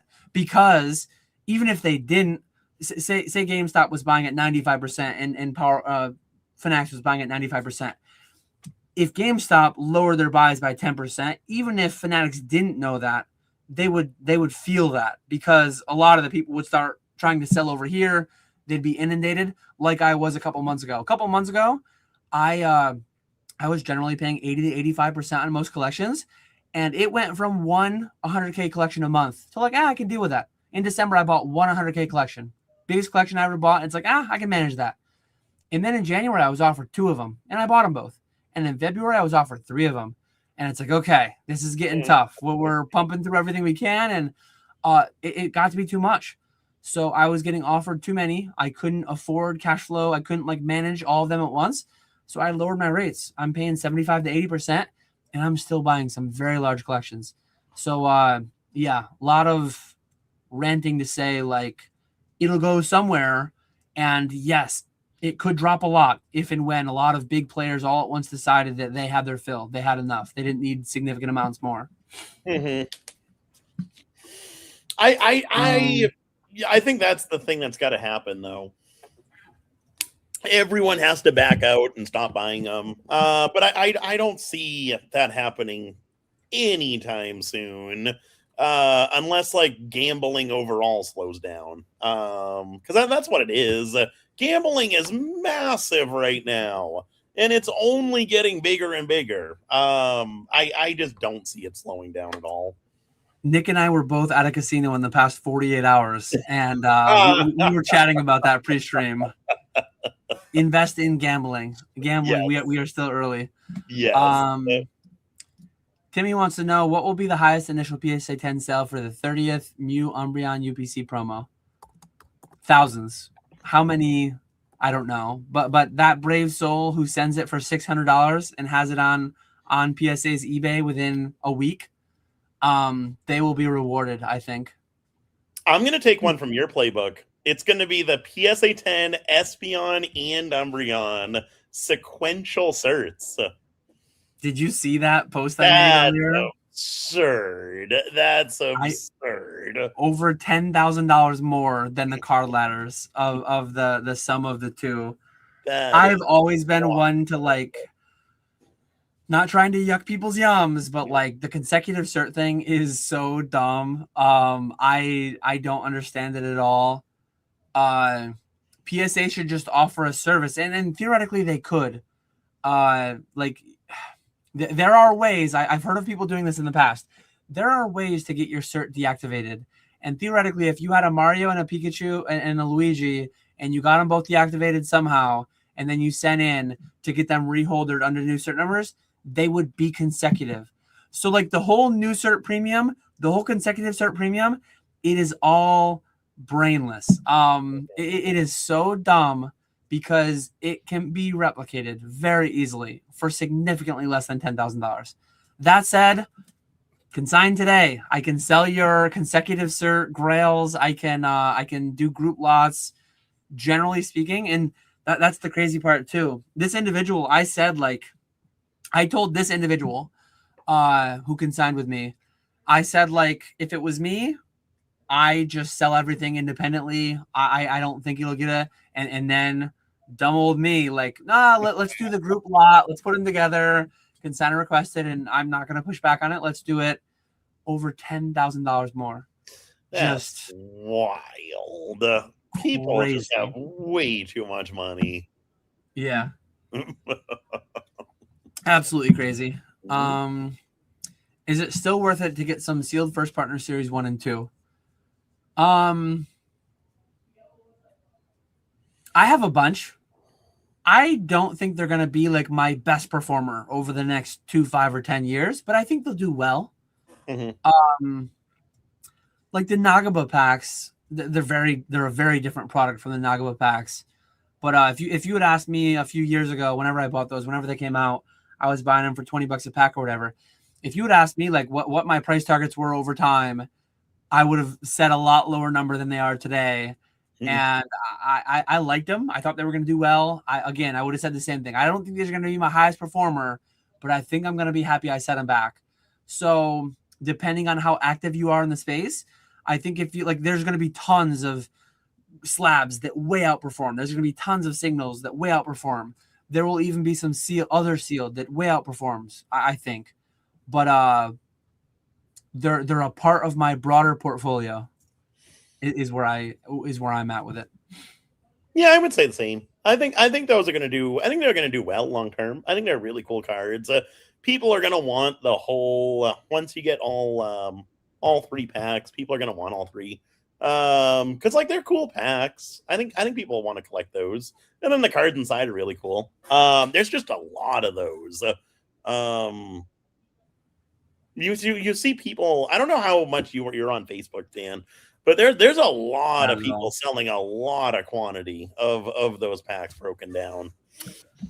I have in my DMs as we speak somebody offering me many thousands of Series 1, many thousands of Series 2, and at some point it's like I only have so much capital. Like I have several hundred Series 1, and in hindsight it's like I'm not gonna sell what I have now, but in hindsight, given the availability and everything, like I definitely wish I'd bought a few less and bought them a little bit later or whatever, but we're booming, and I didn't want them to run away and have none of them, right? Like that stuff is going to be stream fodder for decades. They're beautiful cards, they're awesome cards, but there's so many awesome cards all the time.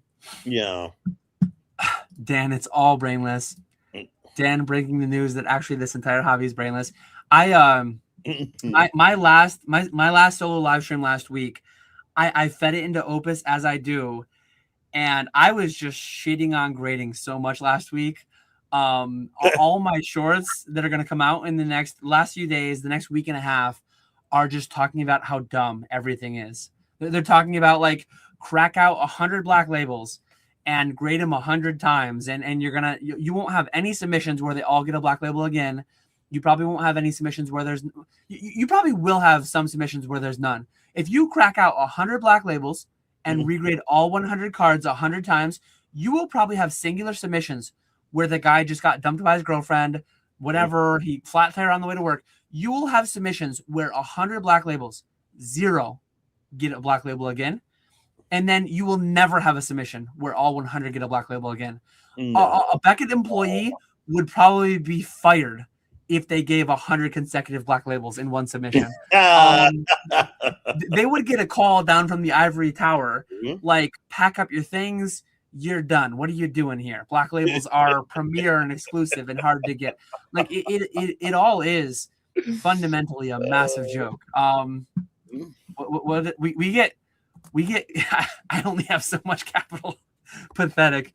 Oh man, we got to get Cam and James on here again at some point, because they hop in and the conversation gets fun. I have no idea how many graders they have.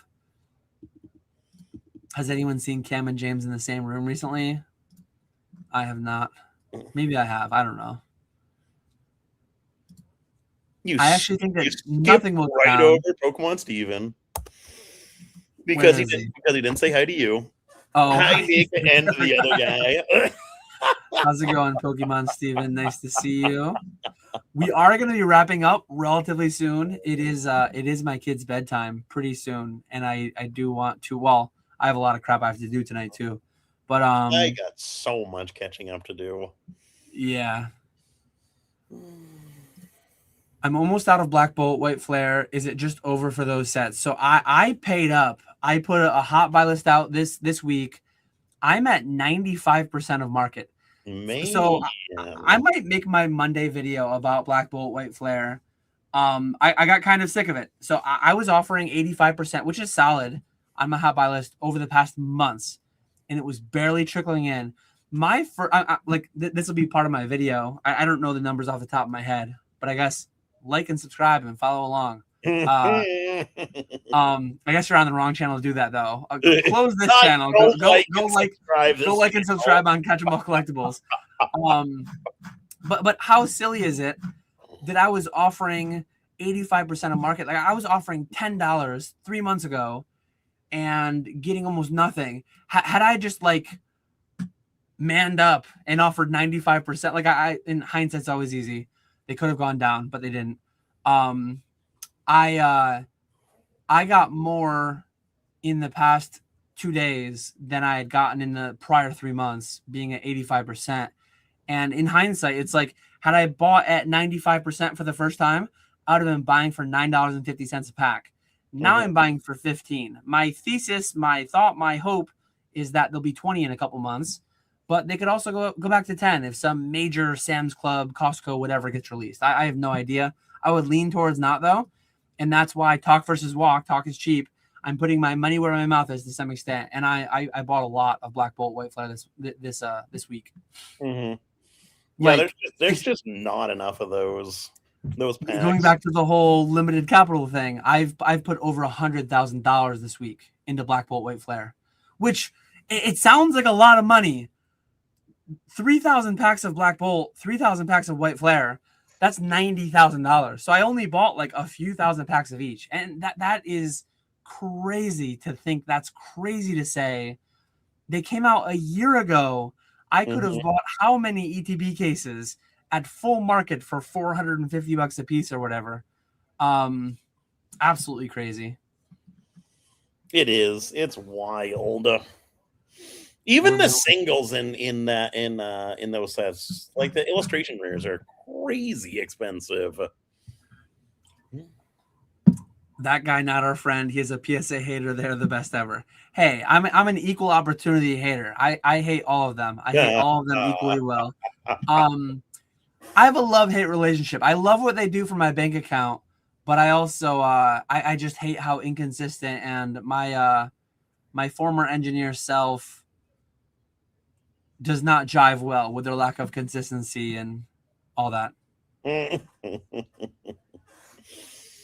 Oh yeah, Pokemon Steven's famous. He's a former YouTuber as well. Doesn't make videos anymore, but he made a feature in that video. Wait, what video?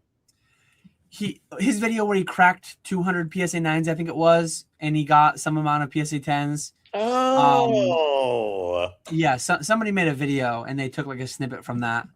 Oh, but all of grading is all a joke, and that video helped demonstrate the point.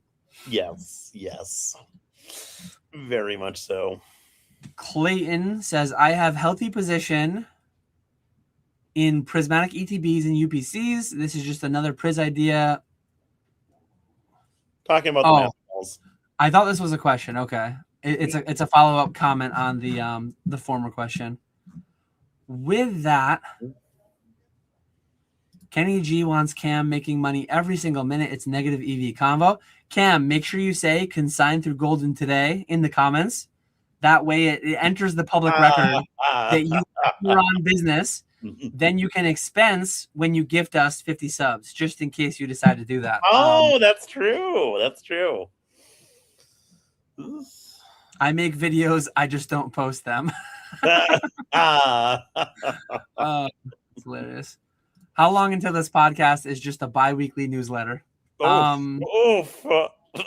mean, there we go. We've got it on the public record that Cam is here on business, so he can expense all related expenses. Whatever device you're on, Cam, expense it. Whatever, like your internet, I hope you're already expensing. Expense that big super chat you're about to make. I think I got everyone's questions, but I might have missed something. With that, maybe we can get some insider info. James talked somewhere. Was that in Discord? Oh, that was on Instagram. That was Instagram, yeah. James, are you going to go beyond just Sunday? I don't know if he'll give us the world exclusive reveal here or not, but I'm gonna ask him a question.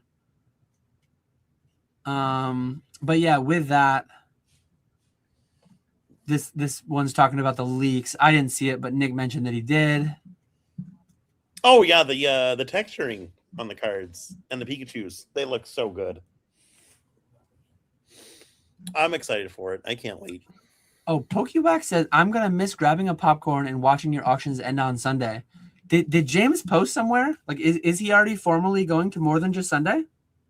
I think he was just saying if he did that. Oh, I see. Anyways, that is the end of our podcast today. Appreciate everyone watching. Obviously didn't stick till the end. Yeah. Anything? He is still here. Not yet. Oh, not yet. Anything else to pump on our way out? We got Logan Paul on the pump. This is the card he wants. Label only, not the actual card. But if you've got that, hit up Logan Paul. He's got a bunch of money for you. No Damage 9 Tails. Next big thing. Buy those up. Bye. Tune in next Friday for my first appearance on eBay Live. We're going to be auctioning a ton of stuff and doing a 6-figure mega stream on eBay Live. And if you're going to be at the National, let us know and we'll try to say hi. Yes. But with that, We will catch you all later. Have a See you great night. later.